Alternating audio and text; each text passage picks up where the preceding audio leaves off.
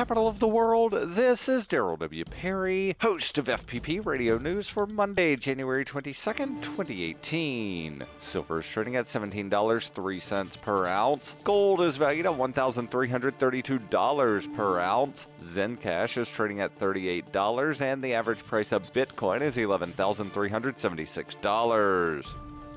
Antiwar.com reports over the weekend, reports have emerged suggesting that the Pentagon is in the process of considering another escalation of the Afghan war, with proposals pushing another 1,000 U.S. ground troops being sent to the country soon. The U.S. had 8,500 troops in Afghanistan last August when President Trump announced his escalation, and has an estimated 14,000 there now. The U.S. Army leadership is said to overwhelmingly back the proposal to add another 1,000, though Defense Secretary James Mattis has not formally signed off on it. If approved, the plan would be to add these troops to the brigade that is embedded with the Afghan troops on the ground, meaning many would be heading into direct combat. Some military officials are conditioning the deployment on sending more heavy weaponry to the country. When Trump's escalation was announced, it was widely expected it would involve more deployments down the road, and was just a general commitment to keep throwing troops at a 16-plus year war as opposed to a single buildup.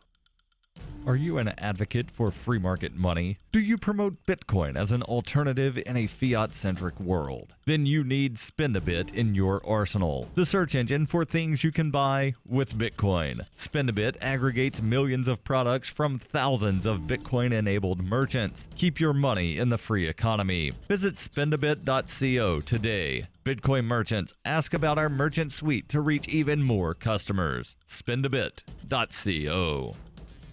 UPI reports the FBI did not retain text messages between two agency officials involved in the investigations of both Hillary Clinton and Donald Trump for a 5-month period, according to a Senate committee letter. The missing texts were revealed after the FBI delivered more than 400 pages of text between Agent Peter Strzok, who led the investigation of the Clinton email server, and FBI lawyer Lisa Page, according to Senator Ron Johnson of Wisconsin, the chairman of the Senate Homeland Security and Government Affairs Committee. The committee requested the bulk of text after reports in December that the two made disparaging comments about Trump throughout the 2016 presidential election season. The DOJ was able to collect 384 pages worth of text between Strzok and Page, but said the FBI was not able to collect text Strzok and Page sent to each other between December 14, 2016 and May 17, 2017. Johnson said the inability of the FBI to collect the text was concerning. In a letter to the DOJ, Johnson asked the FBI to further explain why the text messages are missing and produce other relevant records pertaining to the Clinton investigation.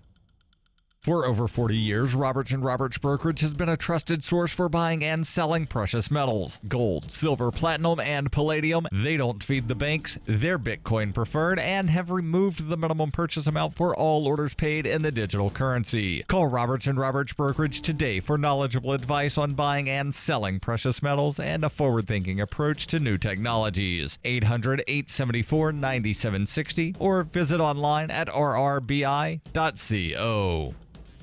Reuters reports New York Governor Andrew Cuomo on Sunday said the Statue of Liberty will reopen on Monday even if the U.S. federal government shutdown extends into the work week, vowing to use state funds to keep the landmark monument in operation. Dozens of other national parks and monuments were expected to remain partially or entirely closed after Congress failed to agree on a spending plan to keep the government running past a Friday midnight deadline. In the hours leading up to the shutdown, the Trump administration worked on ways to keep hundreds of parks open without staff in an effort to avoid public anger, although it was unclear which ones would close. U.S. Interior Secretary Ryan Zinke said on Twitter over the weekend, "Not all parks are fully open, but we are all working hard to make as many areas as accessible to the public as possible." The National Parks Conservation Association estimated that 1/3 of the 417 national park sites were shuttered. Yellowstone National Park, a 3,500 square mile wilderness located mostly in Montana, remained open but offered limited services, with visitor centers closed and park rangers absent. During the last shutdown in 2013, a number of governors used state funds to keep parks open, including the Statue of Liberty, which at the time cost $61,600 per day to reopen. But in South Dakota, home of Mount Rushmore, the governor said he would not take any action to keep that monument open during the shutdown.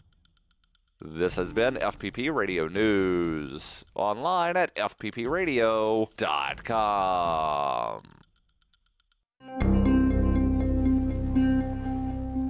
After the USDA unveiled its updated roommate food pyramid earlier this week, Department of Agriculture spokesman Michael Lowry spoke to Onion reporters about just how many servings of someone else's food roommates should be consuming on a day-to-day basis. Under the new guidelines, roommates should eat at least 4 portions of someone else's grains per day, including 1 to 2 cups of already opened cereal. Of course, this is all in addition to the 8 to 16 swigs of milk and orange juice spaced out over a few days. Lowry emphasized that many aspects of the new roommate food pyramid are unchanged from the previous version, including a recommended daily intake of 24 ounces of lunch meat straight from the bag and 5 to 7 weekly finger scoops of Erica's peanut butter. Remember to limit your intake of sugar and sweets from half-open containers, especially if they're Jessica's, because she'll definitely notice.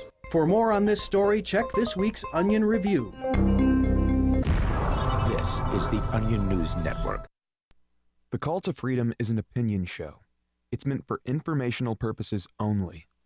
It is not licensed financial advice.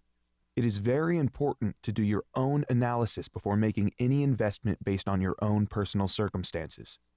You should take independent financial advice from a professional in connection with or independently research and verify any information that you hear from the Call of Freedom and wish to rely upon, whether for the purpose of making an investment decision or otherwise. I mean, come on, guys. Duh. It's a cryptocurrency investment and a political talk radio. Of course, it's opinions. Computers are online. I'm gonna start loading software. 5, 4, 3, 2, 1. Welcome to the Call to Freedom. Broadcasting live from Vertcoin Studios on LRN FM. You're listening to Will. You will listen to every damn word I have to say. And Aria. Be afraid. Be very afraid. Stay tuned for political talk and everything crypto. That's right. Broadcasting internationally on our Bit Plus Network satellite. This is The Call to Freedom. All right, let's boot it up. All right, there we go. This is Will Coley, and welcome to The Call to Freedom here on LRN.FM. I'm broadcasting live here from our beautiful Vertcoin studio in Keene, New Hampshire. So, yeah, guys, we are joined by our classic crew tonight. We've got Tom Gray joining us from the beautiful Smoky Mountains of East Tennessee. And we've got our resident Flatlander, Miss Aria Demezio, the crypto queen herself, joining us from Mississippi. How y'all doing tonight? Hey, Will. Welcome back to that same old place that you laughed about. Come on, man. You're going to get us muted again. I couldn't help it. I'm sad, though. I'm sad we can't use that song anymore. Yeah, I know. It sucks, man. We figured out that the reason we've been getting kicked out of YouTube and Twitch is on the third comeback, on our third segment, we play the Welcome Back Kotter music because we thought it would be kind of funny. And it is kind of funny until, just not funny until somebody gets apparently. sued. Yeah, funny. It's funny, haha, you're going to get sued, haha. Not funny, haha, this is cute and funny and, nostalgic, haha. Yeah, it would be a lot funnier to me if I was getting, paid to represent us if we got sued, but I don't think that's happening either. So it's probably safer just to cut the bumper out. Yeah, probably not. Probably just leave it alone. So tonight we are going to have a few guests on. We are going to have Rachel Goldsmith, who is the current interim president of the Free State Project. Yes, I said the Free State Project. And let's see who else is coming on. We're going to have James Weeks. That's right. Mr. Naked Liberty himself. He is running for the vice chair of the Libertarian Party. And I'm a dummy and haven't muted my phone yet. So yeah, speaking of mics, I'm sure you're picking that up on mine. So we're gonna have Mr. Naked Liberty himself, James Weeks, in here. He's going to be talking about his upcoming run for vice chair. We're going to see if it's also going to include a little naked sideshow as his run for chair did in 2016. Let's see here. We may have a couple other contenders for this race on before we get to NOLA and watch the moderates disassemble the Libertarian Party with the final death blow. You sure? The moderates don't usually show up in non-presidential years. Tell that to the Portland, the people that were there during the Portland massacre. They okay. Yeah, they specifically came during an off year, hoping no one would be there, and basically gutted the party platform and drove out a third of the party. And no, Aria, you're not muted, because if you were muted, Tom would be my muted. mic was off. Oh, okay. My bad. But, on the subject of James Weeks stripping, he won't have to do it alone. If Bill Weld ends up running for the presidential nomination, I'm stripping with him. We've already agreed to it. News. Yes! If that doesn't chase them out, then nothing will. Oh, This is breaking news, ladies and gentlemen. We've got... No, it broke about 3 months ago, I think. Okay, well, we've only been on this time slot for 3 weeks, so it's breaking here. But, so Aria is making her own early push for Dramatarian of the Year here, assuming that Bill Weld helps her out. He's got the record for the most audacious thing. I can't let that stand. No, that's my girl right there, yo. Will's almost speechless contemplating it. I missed James Weeks live. I could have seen James Weeks strip live, and instead, when I saw what he was going to be doing, and I figured it out. Like, he got up there, and because we had talked before he got up there, and there's this big conspiracy out there that I was in on what James did, and I put him up to it and all this, and that's actually not true. What happened was, the day before it happened, he said, "So I don't think I'm going to finish my run for vice chair. Instead, what I'm going to do is I'm going to go on stage and I'm going to burn my membership card, and in protest of Weld." And I was like, "Bro, that's an awesome idea. Do that." And I mean, I guess you could say he burned his membership card. All right.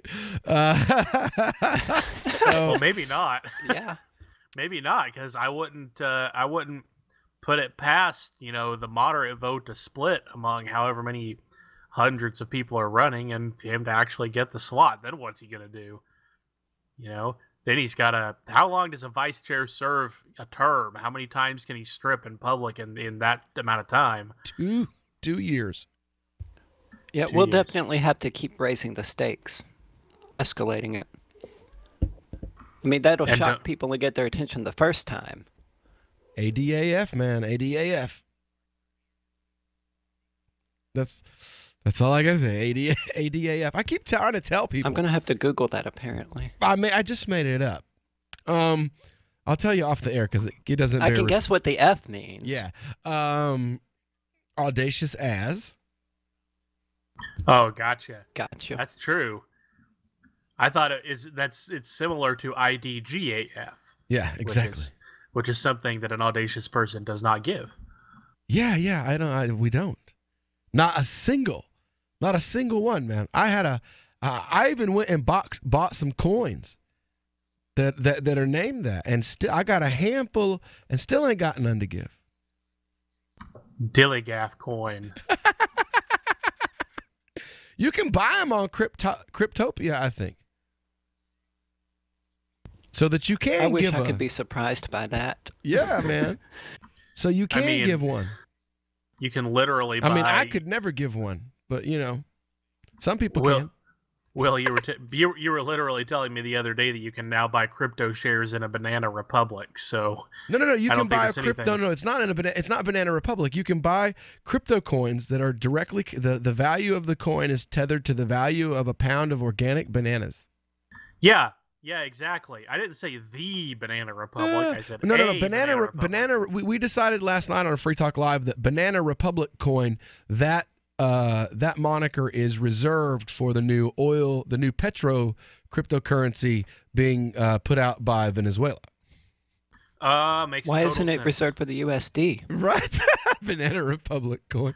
Because we already have dollar tethers, and that's what we were saying was if you're going to buy, because we have these dollar bills here for Zimbabwe and Venezuela and stuff. And with those, when you buy those, you're giving US dollars to a person who lives there, who needs the money. And that's money to feed their family for a month. But if you're buying the crypto, You're literally just giving money to the Venezuelan government. And I was like, well, then the only thing that you can ever use to buy Venezuelan crypto, if it ever shows up on an exchange, is U.S. dollar tethers, because then at least it's crap money for crap money. Or Ripple. Yeah, you could spin Ripple for it. Yeah, but you'd have to buy Ripple first. Right? And hey, if you want to cash out your Ripple like out there, you're tired of your fed.gov.coin, then I welcome you to please, sell it for cryptocurrency in Venezuela. It's about as useful. All right, when we get back here, we're going to have Rachel Goldsmith from the Free State Project on. She's going to be telling us a little bit about Liberty Forum, where you can get a discount on tickets for being a Call to Freedom listener. I'm an old man now. I can't do nothing.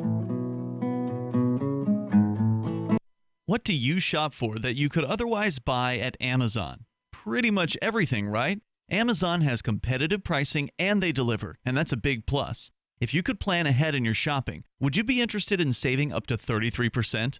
There's a catch. You have to do your shopping in Bitcoin. But imagine those savings. It's like a huge raise. All you have to do is go to saveitpurse.com. We've saved thousands, and you can too. Plan ahead and save. Saveitpurse.com. Why did you move to the Shire? I moved here to the Shire because there's other people around who take liberty just as seriously as I do. I moved to the Shire because I saw videos of people challenging authority and thought that I could get support myself. It called to me, like, do this right now. I wanted to be around people like me who got it. And once I got here, I knew there was nowhere else that I wanted to be. I've always wanted to change the world. So I moved to the Shire to join people who were actually working towards doing the same thing. The people here are awesome, loving, and positive. It was for the adventure and for the feeling of something important is happening here. And I just wanted to come to sort of be part of that. Visit ShireSociety.com to read and sign the Shire Society Declaration and learn the reasons why, if you love liberty, you should immigrate to the Shire. Plus, add yourself to the Shire map at ShireSociety.com. That's ShireSociety.com. Did you know you can get news updates about what's happening with the Liberty Radio Network delivered in the way you prefer? You can sign up for our email updates at updates.lrn.fm. Plus, you can stay in the loop by joining our Facebook profile at facebook.lrn.fm or follow us at Twitter at twitter.lrn.fm. It's all free, so sign up now at updates.lrn.fm for news updates delivered to your email box, facebook.lrn.fm to follow our Facebook page, and twitter.lrn.fm to receive our tweets. Looking for a great real estate investment? Consider New Hampshire, which is ground zero for the Liberty Movement. Your first call should be to Mark Worden from Porcupine Real Estate. He's more than just a real estate agent. He's your New Hampshire concierge. Where are the best places to live? Do you want farm, city, the burbs, or forest? Do you want a duplex or multifamily building so that renters pay your mortgage? There are homes in all price ranges in New Hampshire, and Mark can help with financing too. Invest in liberty and property. Mark Worden can help. PorcupineRealEstate.com. Imagine someone in your community getting in their car, turning on the radio, and hearing the Liberty Radio Network. You can make that vision a reality with your own micro radio station. Visit broadcast.lrn.fm to learn how you can put our programs on the air in your area. You can have LRN.FM running around the clock, and you can even add in your own local shows. Building a radio station is simple, but programming isn't. That's where LRN.FM comes in. Learn more at broadcast.lrn.fm. That's broadcast.lrn.fm. So the protection of life, liberty, and property is what the Free State Project is all about. But it's an effort to move 20,000 people who understand. It's about demonstrating to the entire country that, yeah, we can have a free market, a truly free market. Making it just a freer, great place to live.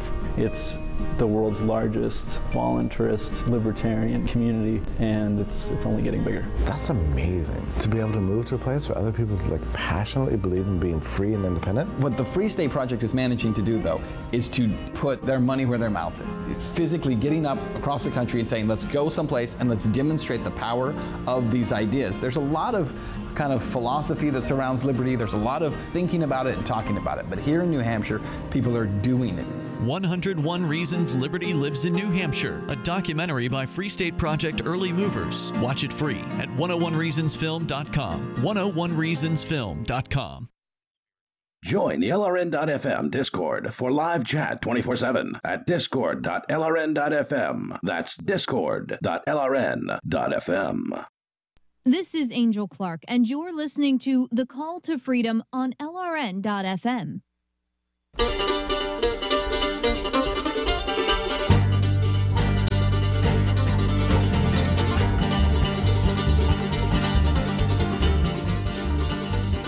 All right, welcome back here to the Call to Freedom on LRN.FM. I am broadcasting live here from the VertCoin studio here in beautiful Keene, New Hampshire. Still got some snow on the ground outside, but it was above freezing today, oddly enough, so it's very nice. How about you guys down there? Did you finally warm it up down there? Little bit. Little bit. What about you there in Mississippi? Oh, yeah, I've had the air conditioner on the past day or two. I mean, I hate you right now. You need to get up here and freeze to death with me like you're supposed to be. You're going to hate it when you get up here when your friends are calling you and telling you that. My mama does that to me all the time. She's like, she calls me on Christmas. She's like, what are you doing? I'm like, shoveling snow. She's like, I'm sitting at your grandmama's house. Like, yeah, we down here in North Fort Myers. We're about to go to the beach. Like, man, I hate you. I don't like the heat, though. I don't like the hot. I don't like the hot. I really don't. I'd rather be cold than be hot because I can put on a sweater, but you can't, like being hot, you just hot.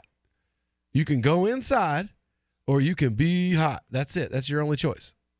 At least when it's cold, I can throw on some stuff. I can go out. I can layer up. If I start to get hot, I can take layers off, and like being cold is manageable. Being hot, you just hot.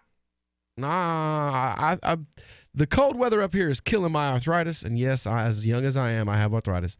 But besides that, I mean, the weather I can live with.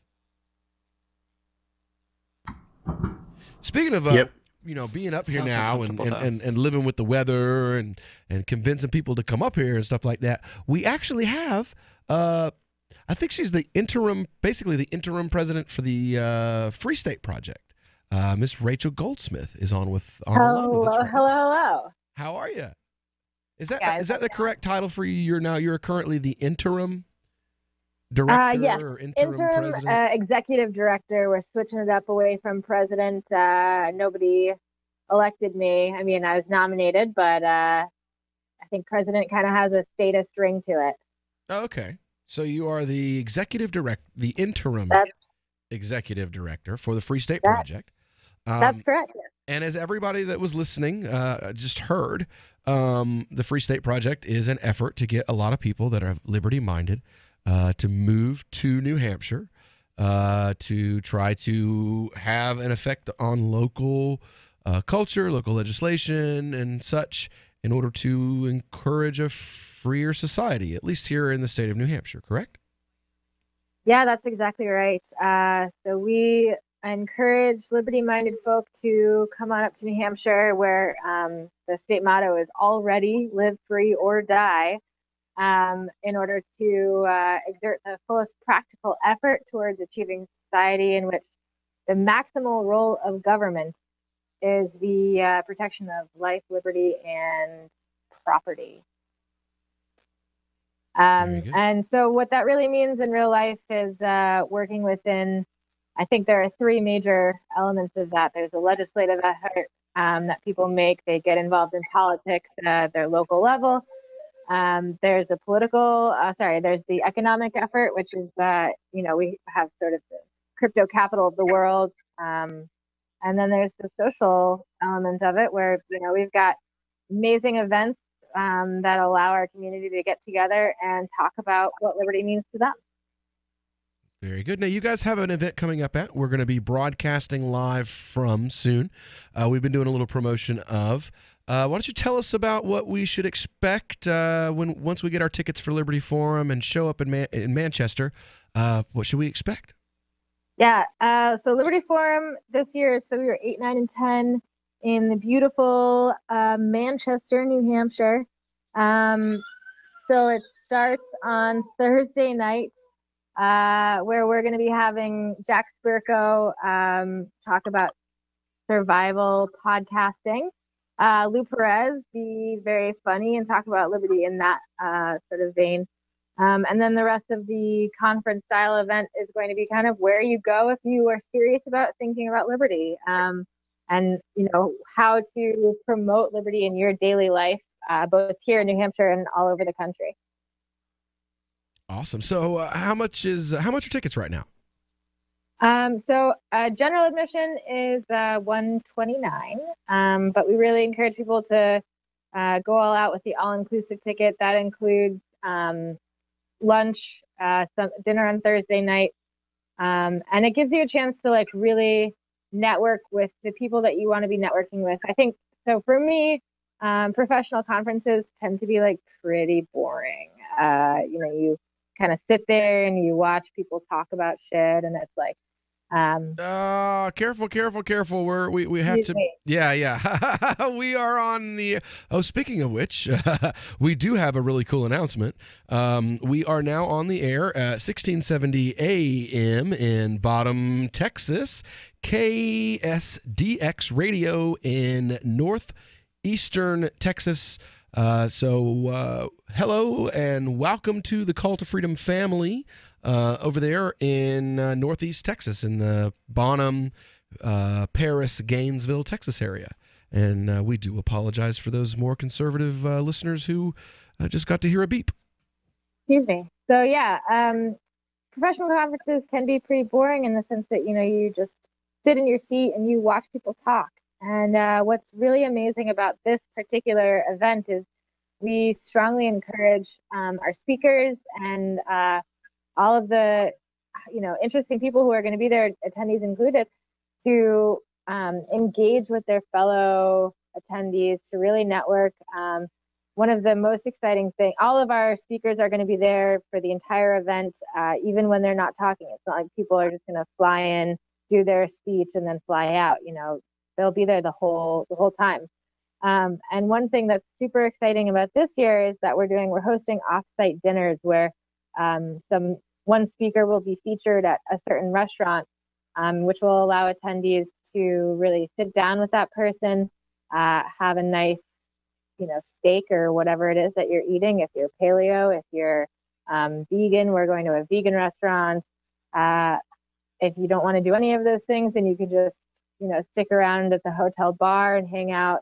But we'll be having specialized dinners that we encourage our attendees to go to so that they can really network with their favorite speaker and have an interesting conversation that they wouldn't have otherwise had. Very cool. Very cool. So we are going to be offering a special offer for Call to Freedom listeners. If you want to go to Liberty Forum this year, you just go in and type in the coupon code CTF10 and get, is it 10% or $10? 10% is better. 10%. So that's more than $10. So yeah, you get 10% off of your tickets if you are a Call to Freedom listener. So go and put in CTF10, get your tickets to Liberty Forum.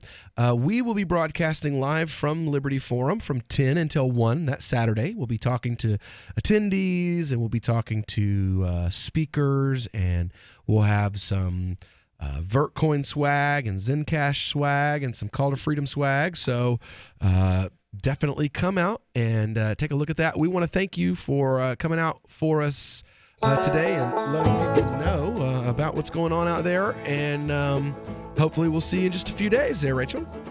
Thanks for having me. Awesome. Very good. Very good. All right. So when we get back here, we're going to continue on. We've got some news to cover. If you want to get in on the call, just let us know. 603-283-6160. Because we are smothering in spam, please do not reply to all when you can instead reply. I was recently among over 100 invited to a corporate reunion. It's always a warm affair, and that's the problem. Enthusiasm for our upcoming get-together caused many recipients to RSVP the organizer with a cheery reply to all. I can't wait. Then others piled on with a reply to all to that. Then the "I'm out of my office now" autoresponders joined in. So I replied to all, asking that we all reply only to the organizer. Hey, at least I tried. One invitee, apparently retired, shot back, "Point taken, but I really like seeing the responses since they're so positive." Smiley face. This better be an open bar. From survivalspeech.com, I'm Holland Cook. Are you tired of governments around the world killing innocent people? Stop using their money. There is an alternative. Bitcoin is a stateless, free market, non-political currency. Bitcoin is money that cannot be inflated or controlled by any state. By continuing to use their money, you're perpetuating the killing. Stop doing it. You have an incredible alternative available to you now. Learn it, use it, spread it. Get started with Bitcoin at Bitcoin.com. It's Bitcoin.com. Freedom Fiends with Michael Dean and his weird friends. Mr. Michael Dean, and this is my show, Freedom Fiends. I love that. I hope you like it. If you don't, I don't really care. I don't make it for the masses. I make it for the cool weirdos who are up late at night. Insomniacs, swing shift workers, the homeless. Yeah. People in other countries. People in other countries who are at their day job that's 9 to 5. Good point. Good point. The unemployed, the underemployed, the worried. Okay, y'all. Now, if y'all are feeling a little worried tonight and you've got a hamster running around in your brain, we have a solution for you. Just put your hands on your computer or your telephone, and the spirit of the fiends is going to come rushing right through, and it's going to heal you. Listen on LRN.FM Monday through Friday, midnight to 2 a.m. U.S. Central Time, and weekends, noon to 2 p.m. U.S. Central Time. The 3 most important things you can do for LRN.FM are: 1. Let your friends know you're listening to LRN.FM on your social networking profile. 2. Buy the things you buy online through shop.lrn.fm. 3. Give $5 a month to the AMP program at amp.lrn.fm. It's my firm belief that the AMP program is the best use of your charitable dollar among liberty-oriented groups. Support all your favorite organizations, but make sure you give $5 a month to the AMP program at amp.lrn.fm. Is spreading the message of liberty, cryptocurrency, and peace around the globe worth $2 per month to you? As you may already know, in addition to our internet feed, LRN.FM broadcasts on free-to-air satellite across North and Central America, as well as Sub-Saharan Africa. And we've been available on satellite for free 24/7 since 2010.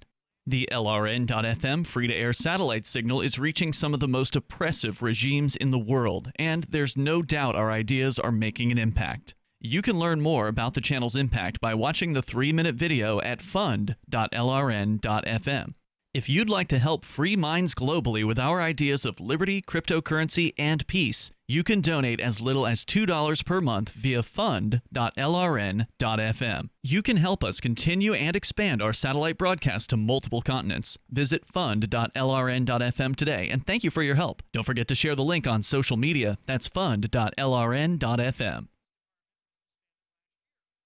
You're listening to the best liberty-oriented audio streamed around the clock, on the air, and online. This is the Liberty Radio Network at LRN.FM. You're listening to The Call to Freedom on LRN.FM. تستمتعون إلى برنامج نداء للحرية مباشرة على LRN.FM.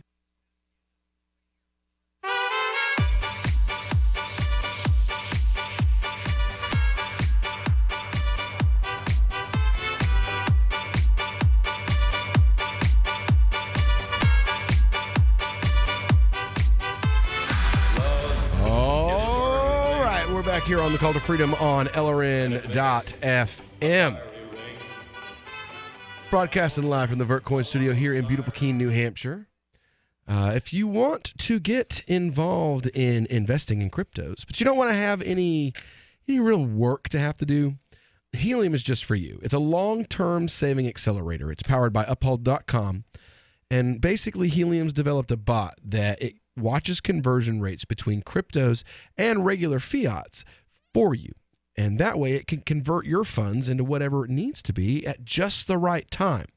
You just add some funds to your Helium account from your bank account or digital wallet, and then you're done. The rest is completely automatic. Helium, let your money move you. Sign up today at heliumwithane.com/CTF. That's HELEUM.com/CTF to get your special offers for being a Call to Freedom listener today. So I've got this story here. And you know what? It's kind of hard to feel bad for Chelsea at this point because, you know, she got She got all this support from libertarians. When she was in prison, the left for 7 years cast a blind eye. And as soon as she gets out, she immediately goes and jumps on her knees for the left. The people who, until the very last days of Obama's presidency, really could not have cared less about her or her plight because of the fact it was the guy on their team that threw her in a cage and left her in a cage for 7 years with real criminals, rapists, murderers, people who done, bad things. Not a transgendered person who all they did was tell the American public the truth. So, but we've got this story here. I'm going to play, it's about a minute and a half long. I'm going to go ahead and play this this audio for you guys. And then we'll really get into the meat and potatoes here. Chelsea Manning is running for Senate. The former Army private who was born a man released a video with anti-government and dark tones, including footage of Charlottesville and government buildings. The video ominously focuses on a call to action. Manning does not specifically mention President Trump in the video or any specific policy, but includes footage of Trump. We don't need more or better leaders. We need someone willing to fight. We need to stop asking them to give us our rights. They won't support us. They won't compromise. We don't need them anymore. We can do better. This just sounds like an anarchist. You're damn right we got this. Manning stole and leaked nearly 750,000 documents to WikiLeaks in 2010 when serving in the Army, was later convicted and sentenced to 35 years in prison until President Obama commuted her sentence on January 17, 2017. She has been a vocal resistor to President Trump during his first year in office. I'm Martina Markota at the Daily Caller in Washington, D.C. So maybe this lends credence to the whole thing about her being like just a leftist who was trying to take down George Bush. And now, the left basically left her in prison for years and years, and she's right back in the camp because she never really cared about freedom and liberty or government accountability. What she cared about was taking down a Republican president because she has her own personal issue with Republicans. That's what it's starting to look like to me. Honestly, I doubt that's it. I think it's more that, honestly, there is a lot of connection in most people's eyes between the alt-right and libertarians, and the alt-right hates transgender people. So, from an outsider's perspective, and a lot of libertarians do as well. That makes sense, though, because the libertarians were the ones that stood up for her when she was in prison. Well, some when did, I was but running we had for people office, in the same. People were telling me that I should run for president, and that I should try to get Chelsea to run with me from prison. I agree, but a lot of people don't have the constitutional fortitude to say, you know what, I really don't care whether or not I have the support of this entire group of people or not. She's just running with the pack at this point because they make her feel secure. Yeah. That would be my guess. Again, because so, like I said, it's not about freedom or liberty or any of the things that she made it about when she was on trial. It's about pack mentality. That's what I would think. It may have been about freedom then, but now it's about pack mentality. Well, either or, it's probably going to land her in the slammer again. It looks like. This Possibly. Yes. This from the Daily Caller. So it's her team again. The left is pointing it out, letting everybody know you really shouldn't support Chelsea Manning. She's not in the pocket of the right people. So what we're going to do is the same left that allowed her to sit in prison for 7 years. That same left is now going to turn on her again and show the whole world, oh, by the way, hey, over here, federal folks, maybe you should come arrest this transgender person because they're legally not allowed to run for office. It says here, Manning, a transgendered soldier who spent 7 years in prison for leaking 700,000 sensitive documents to WikiLeaks, filed paperwork with the Election Commission seeking the Democratic Party's nomination for Senate in Maryland, which is currently occupied by a Democrat Senator, Ben Cardin, a 2-term senator. So, looks like I know the odds are unlikely, but does this happen to be the same seat that Arvin Vohra is running for? I don't know. You would have to look that up to see if he's running a Ben Cardin. I don't know. Says, where is it at here? It says, as a part of the coverage of Manning's filing with the FEC, the state board, virtually every media organization has declared that Manning is a former Army private, when in fact, as the Army has confirmed to the Daily Caller Foundation in September of 2017, Manning still remains an active duty soldier, albeit on excess leave and in a non-pay status, while his appeal of a general court-martial for violating the Espionage Act and other orders is underway.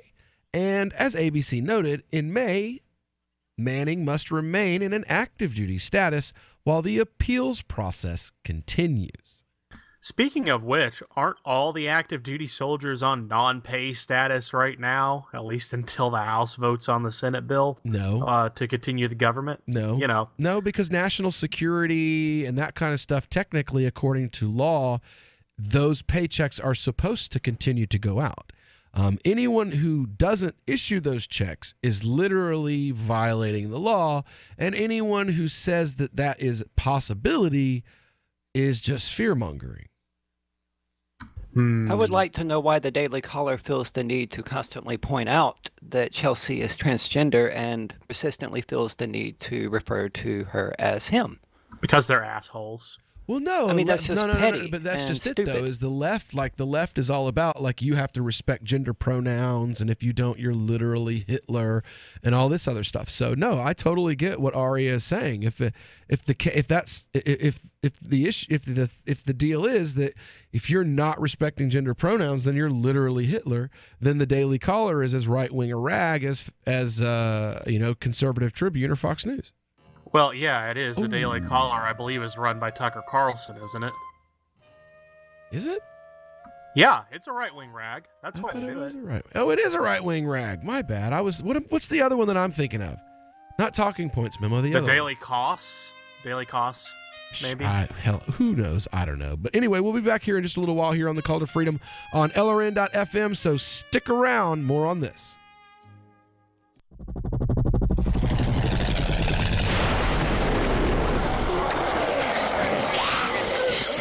In Survivor Max 2, School Bites, Max must scavenge through a wasteland swarming with the undead. Desperate to find the medicine he needs, he discovers a community of survivors at his former school. Has he finally found the safe haven he's been looking for, or will he discover that school bites? Look for Survivor Max on Facebook, read reviews on Amazon, and read Chapter 1 at survivormax.com. Hey, I'm LRN.FM Program Director Ian Freeman. If you're listening to our free-to-air satellite feed in North or Central America, heads up! We've been on the same channel on the Galaxy 19 satellite since 2010, but now our satellite provider is moving us to a new channel on a different transponder. The original channel will stay on the air until the end of February to give you time to transition without any loss of service, so don't delay. I've posted the new channel details at sat.lrn.fm, but in case you're listening with no internet access, if you do a blind scan on your receiver, you should see the new channel at transponder 12, 11,936 megahertz, horizontal polarization, symbol rate 20,000, FEC 3/4.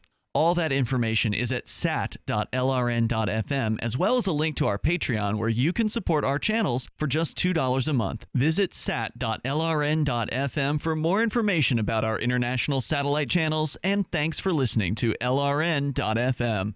Did you know we've taken our LRN.FM telephone listen line to a new level with the LRN.FM audio on demand line? Now you can call 712-770-8447 anytime and listen to LRN.FM's live feed. And you can listen to a bunch of our original shows on demand. Long distance fees may apply. Just dial 712-770-8447 and choose from the menu. 712-770-8447.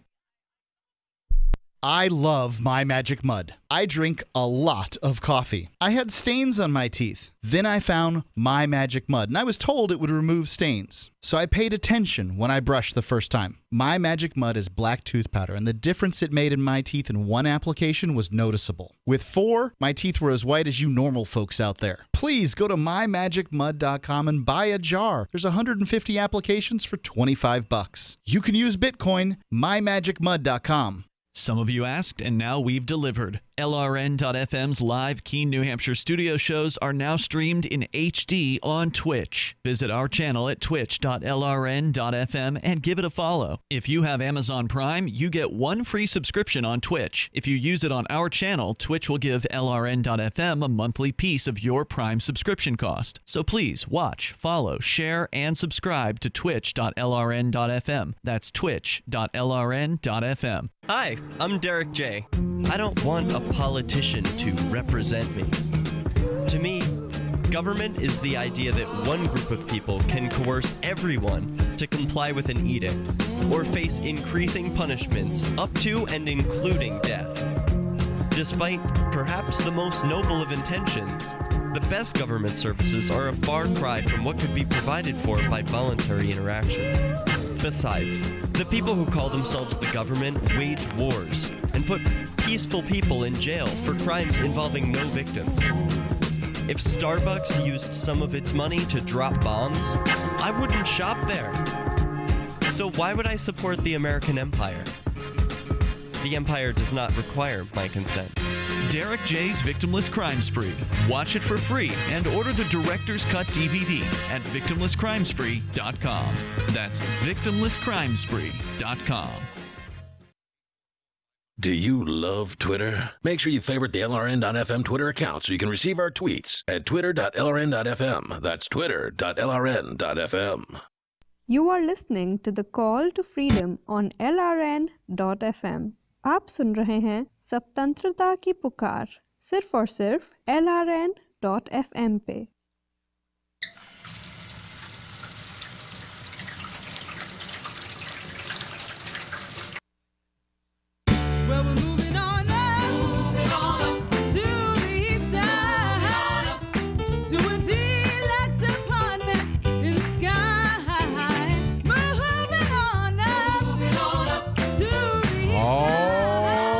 Welcome back here to the Call to Freedom on LRN.FM. So, yeah, guys, looks like Chelsea Manning just might be going to prison. For those of you who weren't paying attention just a moment ago, yes, that was our VertCoin faucet going off. Give us a call here, 603-283-6160. Again, 603-283-6160 to get yourself some free VertCoin. That's right, VertCoin. It is the cryptocurrency anyone can mine forever. Committed to fairness for all, VertCoin stays true to the original goals of cryptocurrency, money controlled by its users, not central planners. So give us a call here, 603-283-6160. Get yourself some free VertCoin in just a few moments. We're going to continue on with the story here.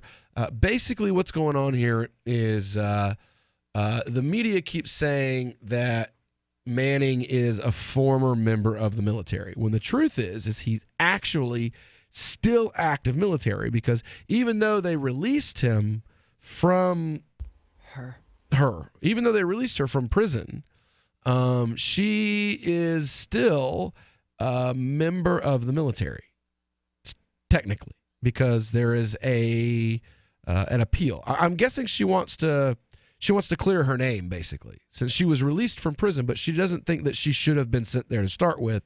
So she's continuing the appeals process even though she's been released, is what it looks like to me. Yeah, a commuted sentence is a very different thing from an overturned conviction. So she's still got essentially a felony on her record. But She then can't own guns. Yeah, for but she would go back into the military if her conviction was overturned. And why would she want to do that? Back pay. Oh. I'm not saying I'm not saying there's anything wrong with getting your back pay, but that's the pretty solid motivator is the back pay. True. It says, while Manning's felony conviction does not appear to automatically qualify a run for office, well, I mean, yeah, duh. I mean, we got plenty of criminals that are already elected to office. All of them. Right. Well, I mean, some that literally have criminal records. True. So it says here, a status, in other words, has enormous implications for engaging. It says her active duty status presents a much more troubling issue. Such a status, in other words, has enormous implications for engaging in any kind of political activity, particularly a Senate run. Drew Brenner Beck, retired Army judge, advocate general, and president of the National Institute of Military Justice, told the Daily Caller News Foundation that on the face of it, Manning is prohibited by the Department of Defense regulations from running for office while serving in an active duty capacity. The only exception is if Secretary of Defense James Mattis grants explicit permission, a power that cannot be delegated by a secretary to anyone else. Fun fact, the reason that special permission is in there is in case, because if you're a reserve member and you get elected and then you get called to active duty, then technically you're supposed to step down from office, but the secretary can give you permission to continue in office, which is the kind of thing the secretary might want to do for somebody who, I don't know, votes on his own paycheck. Yeah, exactly. Well, it says here, according to Brenner Beck, the regulation in question is DOD Directive 1344.10. Directive 1344.10, political activities by members of the armed forces, dated February 9th, 2008. So that means something signed into law by Obama. That paragraph is punitive, and violations of it subjects her to court-martial. See, the judge can say her, but for some reason Tucker can't. It says that the violation subjects her to court-martial for violation of a lawful order or regulation under Article 92, Brenner Beck told the DCNF. Her activities, campaigning for herself and fundraising for herself, may also violate other provisions of the DoD directive, themselves separately punishable under the Uniform Code of Military Justice, Article 92.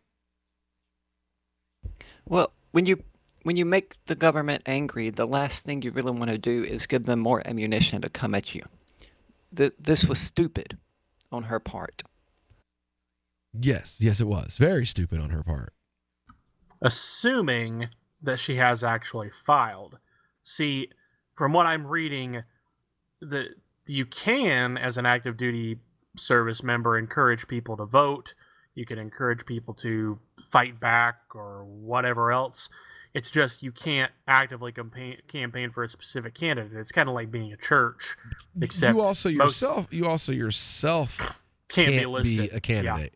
Yeah. So yeah, exactly. But being a candidate requires, actually being legally registered.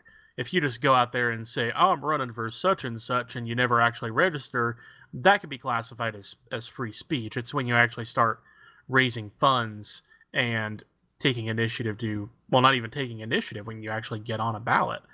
But I don't even know what it requires for ballot access there and to get on the Senate ballot in Maryland. I'd say some of our Maryland LP people could tell us. So it's possible that this is a big publicity stunt by Ms. Manning. Maybe she has a book coming out. What do you mean maybe? Surely. If she doesn't, she has a book coming out. If she doesn't, then she needs to hire a better agent, because that's the first thing I'd have had her working on. Well, it says here that this case is the action of prosecution is a discretionary decision by her chain of command. So this is up to her chain of command to decide if they want to prosecute her. Well, they've been so nice to her so far. Victor Hansen, a law professor in New England law and former military lawyer, also agreed that Manning's running for office is legally prohibited and could result in a prosecution. Quote, "It's prohibited for obvious reasons that you don't want someone serving two masters on active duty," Hansen stated. But in Manning's case, it's less of a concern because she's on excess leave.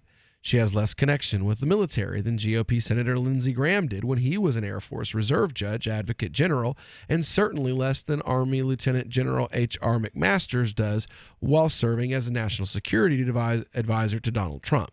If the Pentagon declines to prosecute, it's possible that other active duty members of the military will assume that running for office. Okay, this is just, opinion. Total speculation. Yeah. Let's. Where's stuff that actually matters? There we go. There's always a risk that somebody could put pressure on the commander or take it to a higher level and prosecute at that level. So there is a risk of unlawful command influence, Hansen said. If someone were to decide that we want to bring charges for Manning on this, that would be the very thing I would look into. Who made the decision? Why? And was there any outside pressures from above? Yeah. What does he mean was? Well, basically they're saying that Bergdahl represents, let's see here what we got. It says, Brenner Beck believes a prosecution under Trump administration is not out of the question because Trump's active involvement in disparaging Bo Bergdahl, who was on trial for desertion and misbehavior before the enemy in Afghanistan. Brenner Beck believes that Bergdahl represents a blatant example of disregard for the principle of avoiding unlawful command influence. Trump blasted Manning in January of this year January of last year after Obama commuted her sentence, calling her an ungrateful traitor who should have never been released. So Hansen is making his own speculation that it's completely on the table that this could end up in a prosecution before it's all over with. I think that it will. I don't know if it will, but I mean, well, to the point that he seems to be making, there could be a prosecution even if there's not an actual violation of the law, just because prosecution in and of itself is a chill on this kind of speech. And we certainly have a commander-in-chief who doesn't like to be questioned by anybody. He doesn't like to be questioned by his own kids, let alone Chelsea Manning. Yeah. Well, her tweets suck too. She sucks in general, man. I'm serious, and not in the good way. She's terrible. She's like uber socialist, shut down the prisons because they're about to throw me in one. But then she's no Snowden. She's no Snowden. For real, she is no Snowden. She immediately turned back to receive food from the very mouth that bit her. So, if she ends up prosecuted, I can't feel bad for her. Anyway, we'll be back here with the Crypto Hour here on the Call to Freedom on LRN.FM in just a few moments. So you stick around. We're going to ask, is your mining rig being hacked? You'll find out when we get back. Free Press Publications is an independent, alternative media and publishing company founded in June 2009 with the mission of ensuring a free press for the freedom movement and is committed to spreading the message of peace, freedom, love, and liberty. FPP also gives new authors an avenue for publishing freedom-oriented material. FPP brings you daily news and commentary on the website fpp.cc, as well as a daily 5-minute newscast, FPP Radio News, and weekly news, views, and commentary in the FPP Freedom Minute and Peace, Love, Liberty Radio at fppradio.com, and the monthly newspaper FPP News at news.fpp.cc. Find FPP online at fpp.cc. That's fpp.cc, as in Creative Commons. Did you know you can listen to LRN.FM via our free-to-air satellite channels? We have channels over nearly all of North America and much of Africa. All you need is an affordable receiver and a dish as small as 30 inches. There are no monthly fees. Learn more at sat.lrn.fm. Plus, if you are a broadcaster or want to be one, this is a good delivery method for our content. See our coverage maps and get details at sat.lrn.fm. That's sat.lrn.fm. sat.lrn.fm. Ross Ulbricht was convicted in early 2015 of running the infamous Silk Road Underground Market. The Silk Road was a gift to humanity and helped reduce the harms brought on by drug prohibition. For this good deed, Ross has been sentenced to life in prison with no possibility of parole. Now, an appeal is Ross's only chance, and he needs your support. Please visit freeross.org, where you can contribute via various methods, including Bitcoin. Visit freeross.org. That's freeross.org. More of the Call to Freedom is coming up next, live after the news on the Liberty Radio Network at LRN.FM.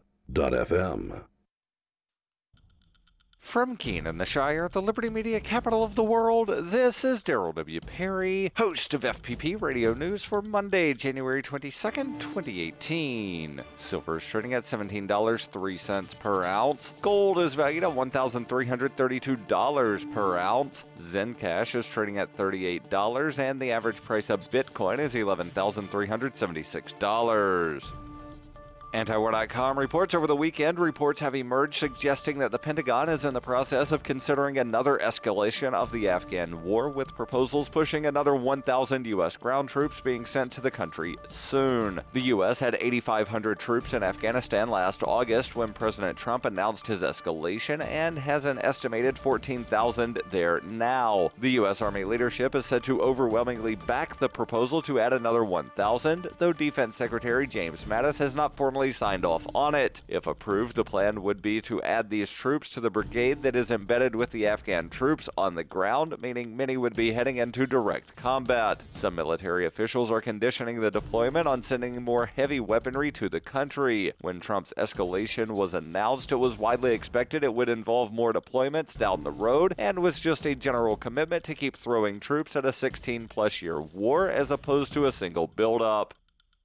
Are you an advocate for free market money? Do you promote Bitcoin as an alternative in a fiat-centric world? Then you need Spendabit in your arsenal, the search engine for things you can buy with Bitcoin. Spendabit aggregates millions of products from thousands of Bitcoin-enabled merchants. Keep your money in the free economy. Visit spendabit.co today. Bitcoin merchants, ask about our merchant suite to reach even more customers. Spendabit.co. UPI reports the FBI did not retain text messages between two agency officials involved in the investigations of both Hillary Clinton and Donald Trump for a 5-month period, according to a Senate committee letter. The missing texts were revealed after the FBI delivered more than 400 pages of text between Agent Peter Strzok, who led the investigation of the Clinton email server, and FBI lawyer Lisa Page, according to Senator Ron Johnson of Wisconsin, the chairman of the Senate Homeland Security and Government Affairs Committee. The committee requested the bulk of text after reports in December that the two made disparaging comments about Trump throughout the 2016 presidential election season. The DOJ was able to collect 384 pages worth of text between Strzok and Page, but said the FBI was not able to collect text Strzok and Page sent to each other between December 14th, 2016 and May 17th, 2017. Johnson said the inability of the FBI to collect the text was concerning. In a letter to the DOJ, Johnson asked the FBI to further explain why the text messages are missing and produce other relevant records pertaining to the Clinton investigation.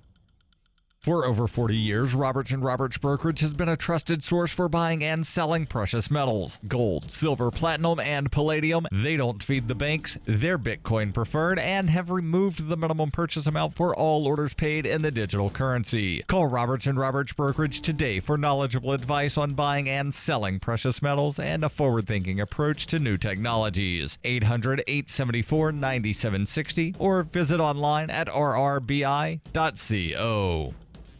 Reuters reports New York Governor Andrew Cuomo on Sunday said the Statue of Liberty will reopen on Monday even if the U.S. federal government shutdown extends into the work week, vowing to use state funds to keep the landmark monument in operation. Dozens of other national parks and monuments were expected to remain partially or entirely closed after Congress failed to agree on a spending plan to keep the government running past a Friday midnight deadline. In the hours leading up to the shutdown, the Trump administration worked on ways to keep hundreds of parks open without staff staff in an effort to avoid public anger, although it was unclear which ones would close. U.S. Interior Secretary Ryan Zinke said on Twitter over the weekend, "Not all parks are fully open, but we are all working hard to make as many areas as accessible to the public as possible." The National Parks Conservation Association estimated that 1/3 of the 417 national park sites were shuttered. Yellowstone National Park, a 3,500 square mile wilderness located mostly in Montana, remained open but offered limited services, with visitor centers closed and park rangers absent. During the last shutdown in 2013, a number of governors used state funds to keep parks open, including the Statue of Liberty, which at the time cost $61,600 per day to reopen. But in South Dakota, home of Mount Rushmore, the governor said he would not take any action to keep that monument open during the shutdown.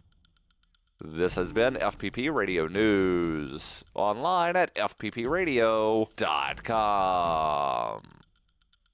A new report from the National Center for Education shows that an alarming 10% of U.S. high school students graduate without basic object permanence skills. According to the study, a growing number of American seniors are lagging behind their international counterparts when it comes to the crucial knowledge that things don't just disappear if you're not looking at them. Because it exists even if your eyes can't see it. Am I making sense? No. U.S. high schoolers have dropped to 17th in science, 25th in math, and a troubling 180th place in the basic cognitive awareness most humans develop as toddlers. Secretary of Education Arne Duncan is asking Congress to fund increased after-school disguise and reveal programs. It's time to get the kids excited to learn the most obvious mental concepts that make us capable of functioning.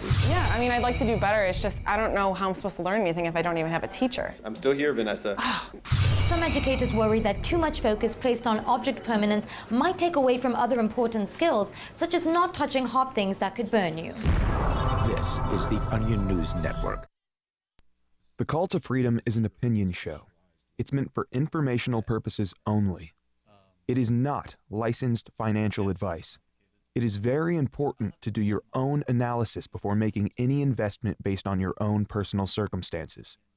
You should take independent financial advice from a professional in connection with or independently research and verify any information that you hear from the Call of Freedom and wish to rely upon, whether for the purpose of making an investment decision or otherwise. I mean, come on, guys. Duh. It's a cryptocurrency investment and a political talk radio. Of course, it's opinions. Hold. Hold. Hold.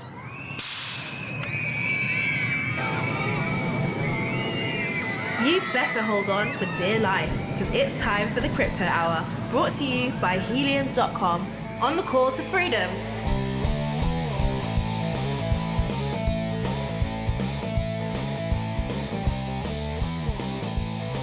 All right, that's right. It's time for the Crypto Hour here on the Call to Freedom on LRN.FM. Brought to you by our wonderful sponsors over at Helium.com. Do you want to invest in cryptos without having to do any of the legwork? Helium.com was designed just for you. It's powered by Uphold.com. The bot, it's designed to do the legwork for you. What it does is instead of you sitting in front of a computer screen all day watching prices up and down and looking at candlesticks and charting graph, no, man. You got a life. You don't have time for that. You need something that can do the work for you. And this bot was designed to do just that. What it'll do is simultaneously look at different fiats and cryptocurrencies at the same time, and then it moves your money around when the time is just right. You see, you just add some funds to your Helium account from your bank account or your digital wallet, and it's all done. Everything else is completely automatic. Helium, let your money move you. And sign up today at helium.com/CTF.